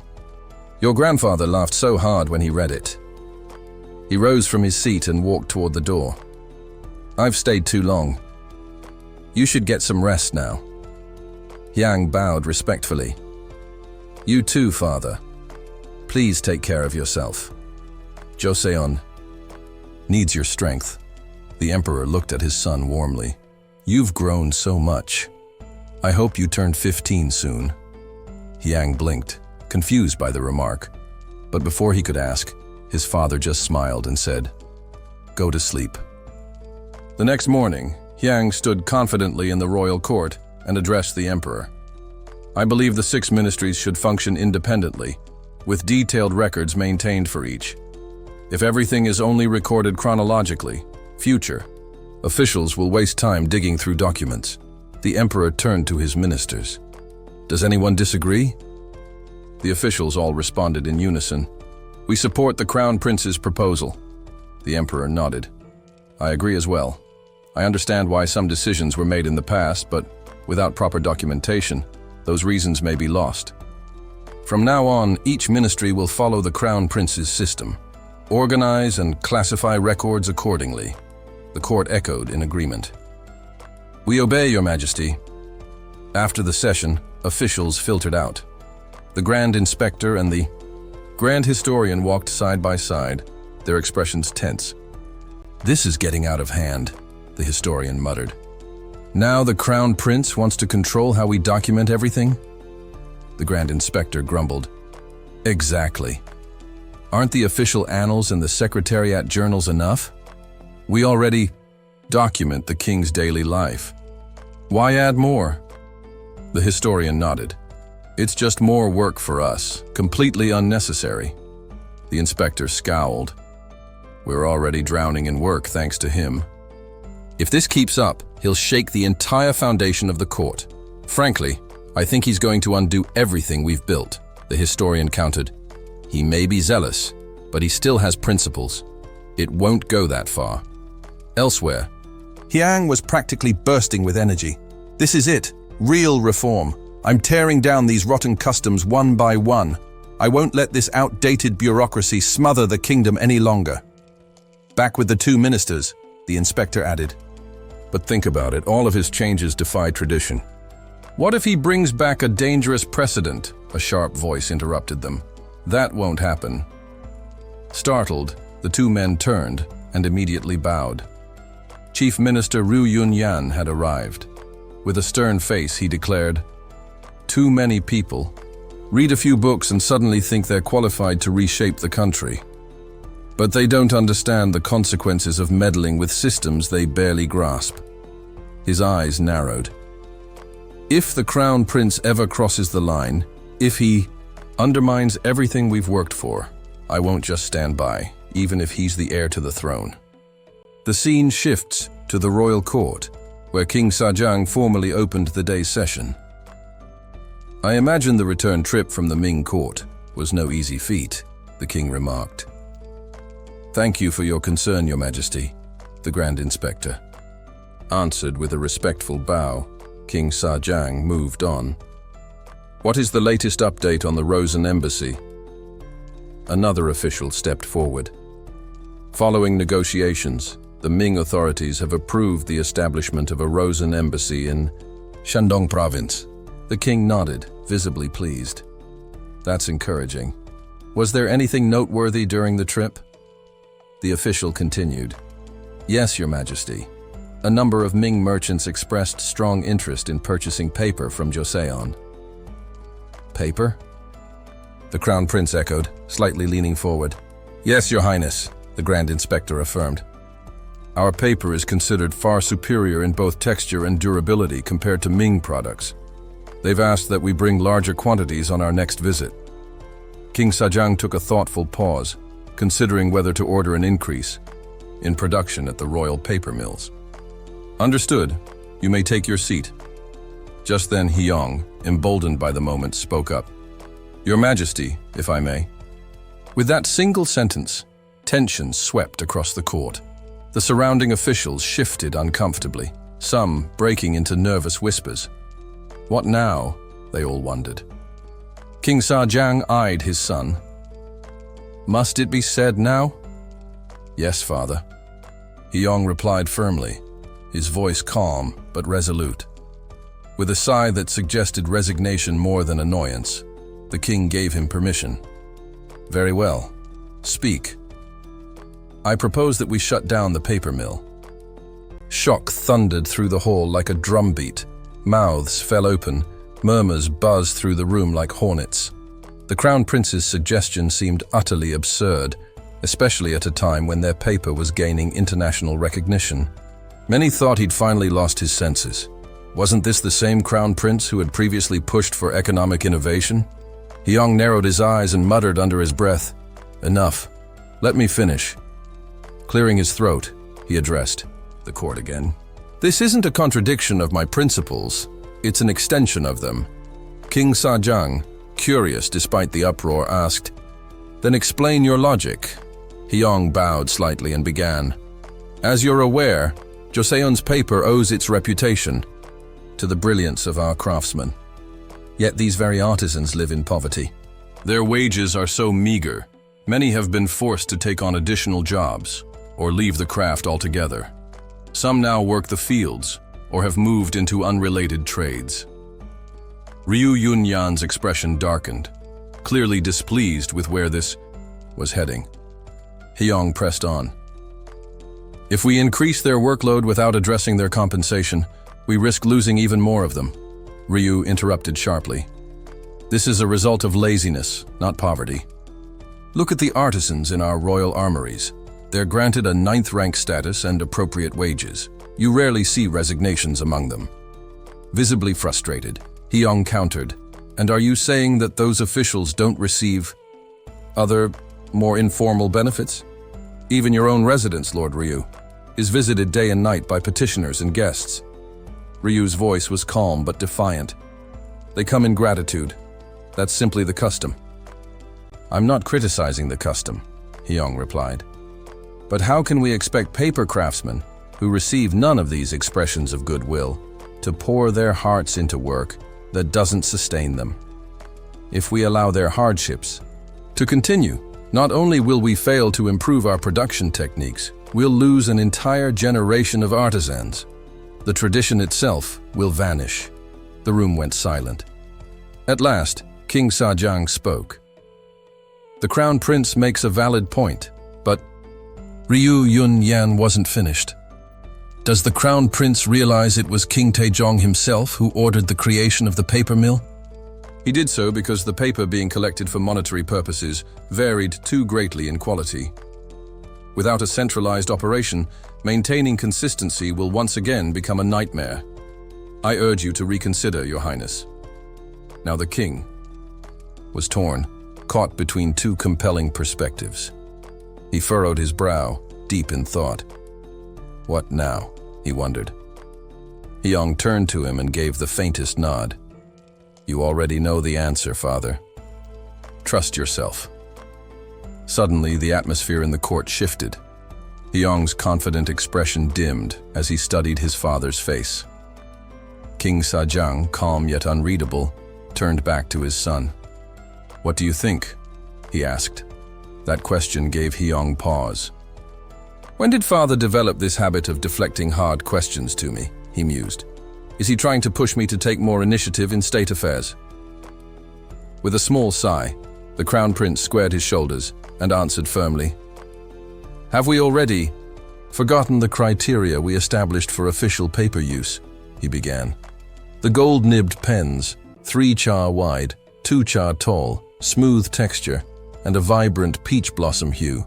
We hire artisans to meet these standards at minimal cost." Ryu Yunyan hesitated.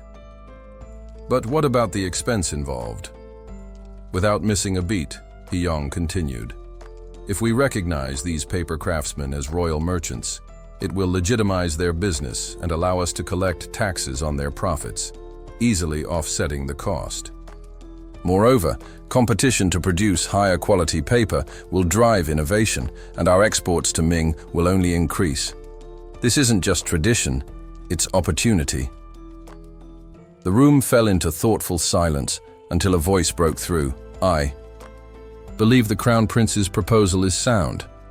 It was the Minister of Revenue who added, 3 years have passed since the founding of Joseon, and we still haven't properly resolved this. If we now have a feasible way to ease costs and increase revenue, should we not act on it? Ryu Yunyan's tone sharpened as he shot back, Minister, be careful with your words. Don't forget that our foundation lies in the teachings of the sages. If we neglect that, this nation will lose its soul. He then turned to King Sajang. Your Majesty, the Crown Prince's proposal may work in the short term, but long-term prosperity requires moral education, discipline rooted in Confucian virtue. Before the king could respond, another official spoke up. With respect, Grand Inspector, that's theory at best. We cannot preach the words of the sages to starving people. Before education, there must be stability and bread. The remark sparked an uproar among the ministers. How can a senior official say that? One shouted. This is blasphemy against the classics. Hyong watched the unfolding chaos with a smirk. This is better than a play. I should invent popcorn for moments like this. He turned his gaze to the king. Now let's see what father decides. King Sajang, raising his hand slowly, signaled for silence. The room quieted instantly. I've heard enough, he said, his voice echoing through the hall. It is indeed true. Education is vital. But we must not forget the people's survival comes first. I expect each of you to bring me several plans, ones that balance both needs. No one dared to object. They bowed in unison. We will obey your Majesty's command, the king continued. Regarding the paper mill, I believe the Crown Prince's observations are valid, but an immediate shutdown would be reckless. Instead, devise a thorough strategy and submit your recommendations to me. Again, the ministers replied in unison, Yes, your Majesty. With the matter temporarily resolved, King Sajang turned toward Hyong. Now to you, my son. Yes, father, Hyong replied, bowing respectfully. I know your heart is set on the well-being of the nation. That's your duty as Crown Prince, and for that, I will not chastise you. In fact, I admire your concern. Hyong nodded outwardly, but inwardly thought, this feels like a compliment wrapped in a scolding. The king then added, but every time you speak it causes division. You must understand, your ideas aren't always clear to the ministers or to me. From now on, explain not just the proposal, but the reasoning behind it, your political philosophy. At the mention of political philosophy, Ryu Yunyan's expression darkened. The king continued, You will do this in the main hall. Present your thoughts before all ministers of rank 3 and above. Can you handle this? Excitement flashed in Hyong's eyes. So he wants me to present formally now. That means he's taking me seriously. With confidence, he answered, Yes, father. Give me 5 days to prepare. After the assembly ended and the grand hall emptied, murmurs filled the air as the ministers gathered outside in clusters, their brows furrowed in disbelief. How can a mere child possibly possess a political philosophy? One asked with a hint of disdain. I truly don't understand His Majesty's decision, another muttered. Even if the Crown Prince is unusually bright, he's still just a boy. No amount of preparation can make him convincing. Another official chimed in. He may have 5 days, but what difference will that make? At that moment, Ryu Yunyan broke his silence. We must prepare thoroughly, he said sharply, turning heads. His expression was calm but resolute, as if he'd already begun calculating his next move. This isn't just about quoting the Confucian classics. We need to analyze the policies of other dynasties as well. One minister scoffed. Seriously? He's 9 years old. Isn't this overkill? Yunyan's eyes narrowed. Have you all forgotten what that 9-year-old has already put us through? Don't let his age fool you. His proposals may come from his mouth, but they reflect His Majesty's will. Ask yourselves, has the king ever rejected a single one of the Crown Prince's suggestions? Silence followed. The reality of Yunyan's words began to sink in. He may be young, Yunyan added, but behind him stands the king. That alone should make us cautious. We cannot risk letting our guard down. The foundation of Joseon must not be shaken by the careless mistakes of former rulers. Suddenly, a voice rang out. "So what now?" asked the chief censor, raising his voice over the discussion. "We must file a formal objection. A boy has no place in political debate." While many plotted how to discredit the crown prince, one man hesitated. Still, the gold-nibbed pen issue proved he's not just clever, he's capable. Before he could elaborate, the chief censor barked. "And that's exactly what worries me." That moment marked the start of all this obsession with profit. I should have stood against it then, but I didn't. And now, it's too late. With rising urgency, he declared, "We need to submit a memorial immediately, rejecting the crown prince's involvement." The others echoed their agreement, rallying around him as they stormed out to take action. Elsewhere, in a private chamber, an official debriefed King Sang on the backlash.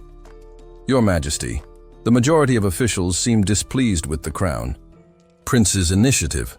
The king frowned, tugging at his earlobe, clearly exasperated. "Why are they all so stuck in their ways?" The official continued.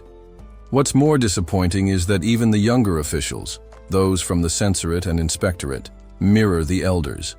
I expected Yunyan's opposition, given his status. But the younger ones?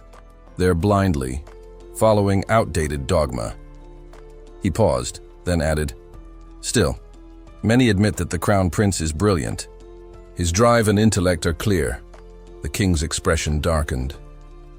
"Is there no one left I can trust to think for themselves?" Back in the palace, Crown Prince Hyong sat deep in thought, mentally replaying the events of the past days. "We're sorely lacking talent," he muttered. "Those fossilized ministers are too set in their ways." A nearby eunuch looked puzzled. "Pardon, Your Highness. What do you mean by fossilized?" Hyong shook his head. "Forget it. I wasn't speaking to you." He exhaled slowly, his mind racing. "This isn't some declining dynasty in its final years. We're just at the beginning of Joseon. Shouldn't the ruling elite be more open-minded?" He clenched his fists. "They'll dismiss me no matter what. I say, just because I'm a child. And now Father wants me to present in front of the third rank and above, the highest ministers." But rather than discouragement, a fire lit in his eyes. "Fine," he said to himself.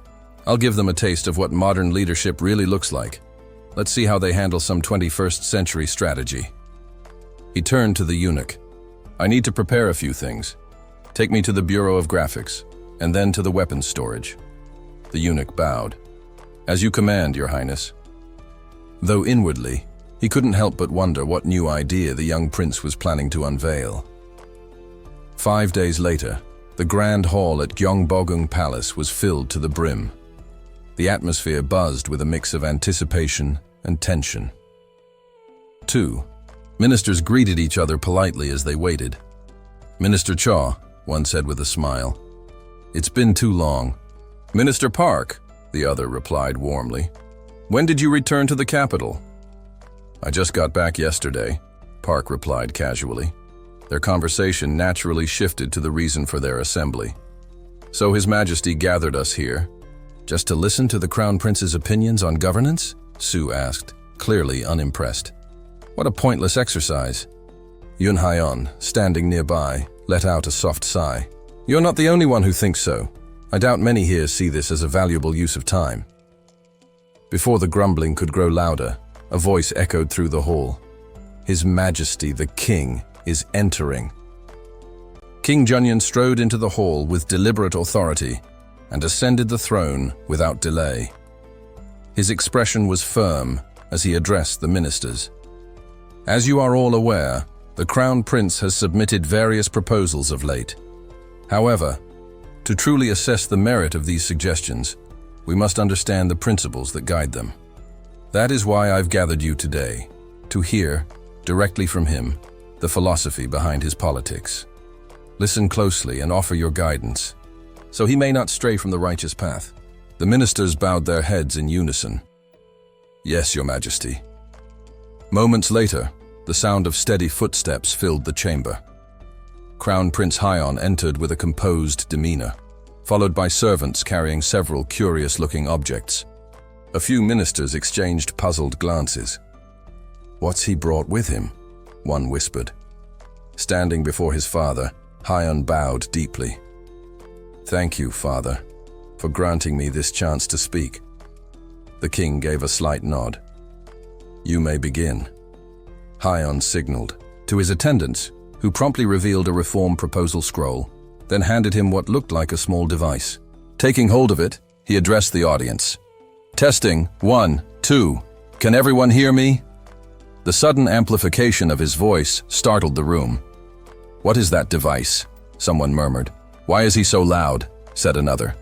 Ignoring their reactions, Haiyan pressed forward with energy. "Thanks to my father's permission, I am able to address all of you here today. I won't waste time with pleasantries. Let me share my political philosophy directly." The room grew still, curiosity replacing skepticism. As rulers, our responsibility should be to ensure the best outcome for all of humanity. That is my guiding principle. Interestingly, this is not a new idea. It was the very foundation upon which King Wang Geon built the Goryeo dynasty. The true royal way puts the people at the center of governance. He gestured to a diagram being unfurled beside him. But how can our people thrive when most of the land is steep and mountainous, leaving so little space for farming? Our citizens crowd the limited plains and poverty deepens. He paused before continuing. We must stop relying solely on agriculture. We need to promote crafts and trade. Only by doing so can we strengthen our economy and acquire what we lack from abroad. Some ministers sat speechless, others chuckled at the audacity of it.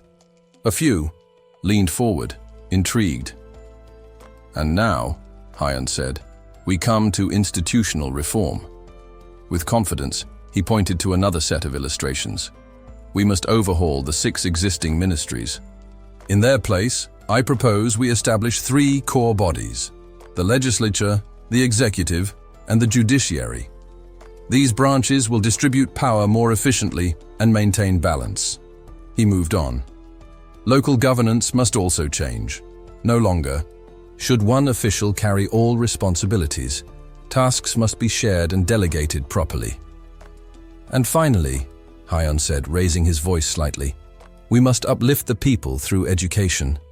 A strong, educated population is key to national prosperity. Let's provide basic instruction to all and implement systems that prevent wealth hoarding. That means revising land laws, exploiting natural resources like gold and silver, and ensuring fair taxation." A stunned silence overtook the room. "Is this really coming from a child?" one minister whispered. "This is revolutionary." Another breathed. "He might actually be a genius." Noticing the mix of disbelief and awe on their faces, Haiyan smirked to himself. "You think this is bold?" he thought. "You haven't seen anything yet. There's still a long way to go before I reclaim the joy I once knew." Inside the grand hall of Manhwa, the young crown prince stood confidently before the ministers and concluded, "And that, esteemed elders, is the core of my political vision." A hush fell over the room. The elderly ministers, once skeptical, now stared at the boy in stunned silence. He was only 9, yet he spoke like a seasoned statesman. Even King Junan couldn't help but express admiration. "Remarkable," he murmured. "Did you devise all of this on your own?" Yang offered, a modest smile. "Not entirely, father. I've studied the teachings of our ancient sages and also learned much from Western writings." The king, caught between pride and surprise, replied with a slight chuckle. "You've raised points that hadn't even crossed my mind. Many systems have evolved since the founding of our dynasty, but so many outdated ways remain untouched. You honor me too much," the boy responded humbly. "There's a Western proverb that says, 'New wine must be stored in new bottles.' It's been 35 years since our dynasty was founded by our great ancestor, but the suffering of the people hasn't eased. That's why I believe real reform is necessary, for the sake of the people's future. Nihan, standing nearby, nodded solemnly as he repeated Hyang's last words. The air in the hall had turned somber, reading the unease in the ministers' expressions. Hyang raised his voice with conviction. Yes, for the future of everyone. At that, the king declared the session concluded. This ends the Crown Prince's presentation on political reform. As the officials exited the chamber, no one spoke. The silence lingered like fog. Then a voice finally broke through. "What are your thoughts?" someone asked. Ying Hong, clearly disturbed, scowled. "Thoughts? My mind is spinning. We must act quickly and submit a petition to halt him. He cloaks his ambitions in lofty words like the future of all people, while throwing aside our cherished traditions. He doesn't follow Confucian values, he follows legalism. It's disheartening." A chorus of agreement followed. "Yes, I thought the same. The Crown Prince's proposals are reckless. Outlandish ideas like these cannot go unchallenged," another official from the imperial court added. "We need to stop this before it goes too far." Swam was the first to step forward with formal opposition. On the surface, the Crown Prince sounds wise and virtuous, but in truth he seeks to resurrect the authoritarian rule of Qin Shi Huang. This cannot be allowed. The murmurs intensified. "But the king seems quite fond of him," someone whispered. Swam lowered his voice. "Even so, we can't let sentiment doom the dynasty. If it comes to it, we must consider removing the Crown Prince." That suggestion stunned the group. "Isn't that far too extreme?" Swam stayed resolute. "You still think this isn't serious? The king wasn't always like this. Something has changed." Before he could finish, someone quickly clamped a hand over his mouth. "Quiet," the person whispered. "Are you trying to get yourself executed?" Swam shoved the hand away and snapped, "Tell me I'm wrong. Are we just going to let a child spout dangerous nonsense unchecked? We need to hold his tutors, and even His Highness, accountable. Discipline must come first. Praise without boundaries will ruin him." Another man tried to temper the tension. "Then call for more structure in his education. But talk of removing the Crown Prince." Swam interrupted, anger flaring. "Look at where we are. If we don't act now, we may not get another chance. Deposing him is the only righteous path left." The atmosphere grew tense. A few voices muttered, "You're speaking too loudly." Meanwhile, not all were against the prince. A smaller group of ministers walked away with lighter steps and renewed hope. "That was the most refreshing thing I've heard in years," one said with a smile. "I agree. For once someone's talking about real change. No vague nonsense, just practical solutions we desperately need." "My thoughts feel clear for the first time in ages," said another. "And did you notice the king? He looked ready to implement the Crown Prince's ideas on the spot." "I never expected such insight from the boy," someone added. "With him leading, Yoshan might finally—" But the sentence was cut short as they found themselves face to face with the opposing group. The hallway grew quiet again as the realization hit. Two clear factions had formed, one standing firmly behind the Crown Prince, and the other determined to stop him. As the two groups crossed paths in the corridor, the tension between them was palpable.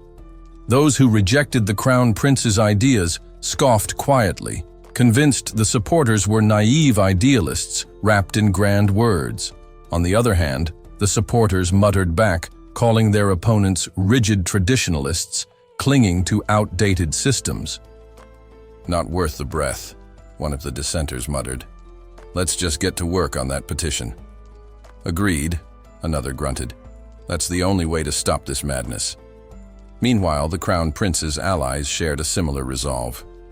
"They think we're just going to sit back?" one of them whispered. "We can write petitions too, better ones." "Exactly. Let's show them we're not just talk." Later that day, Prince Hiang met with his father, Chongneo, in a private study. The elder man was beaming. "Your address today was outstanding," he said with pride. "Thank you, father." Hiang responded with a cheerful smile. Chongneo looked at him thoughtfully.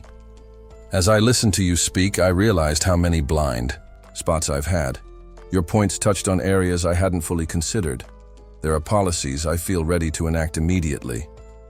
Yang's expression turned modest. "You give me too much credit, father. Many of the changes I spoke of require careful groundwork. Implementing them won't be easy." Junan, who had been silently observing, chimed in with a grin. "Even so, it's rare to see such clarity and courage in someone your age. We should have more discussions like this, just the two of us." Chongneo nodded. "Indeed. Though I must admit, I'm bracing myself for the deluge of petitions tomorrow. The Supreme Council won't have a quiet day." Hiang let out a small sigh. "They're going to be busy." "I'll have food sent over to them," Chongneo offered, half-joking. "They'll need the energy." The next morning, 2 officials stood outside the Supreme Council chamber, staring at the growing pile of documents. "They weren't kidding," one said, almost in awe. "Looks like they pulled an all-nighter." "Impressive. But we can't just stand here gawking." "You're right," the other replied. "Let's get started." Inside, the entire room was in motion. Papers were being sorted, scribes moving quickly. "You all know the drill," one supervisor barked. "Some of these condemn the Crown Prince, others support him. Split them up accordingly." "Yes, understood." In another part of the building, Chongneo sat at his desk, visibly weary. A towering stack of petitions loomed over him. He rubbed his temples before pulling one from the pile and began to read. As he scanned the contents, his brow furrowed. Lines deepened in his face. By the end, his hand had tightened around the scroll in anger. Without hesitation, he called out, "Fang!" The servant appeared quickly. "Yes, Your Highness." "Send word," Chongneo said coldly. "Summon the Crown Prince. At once."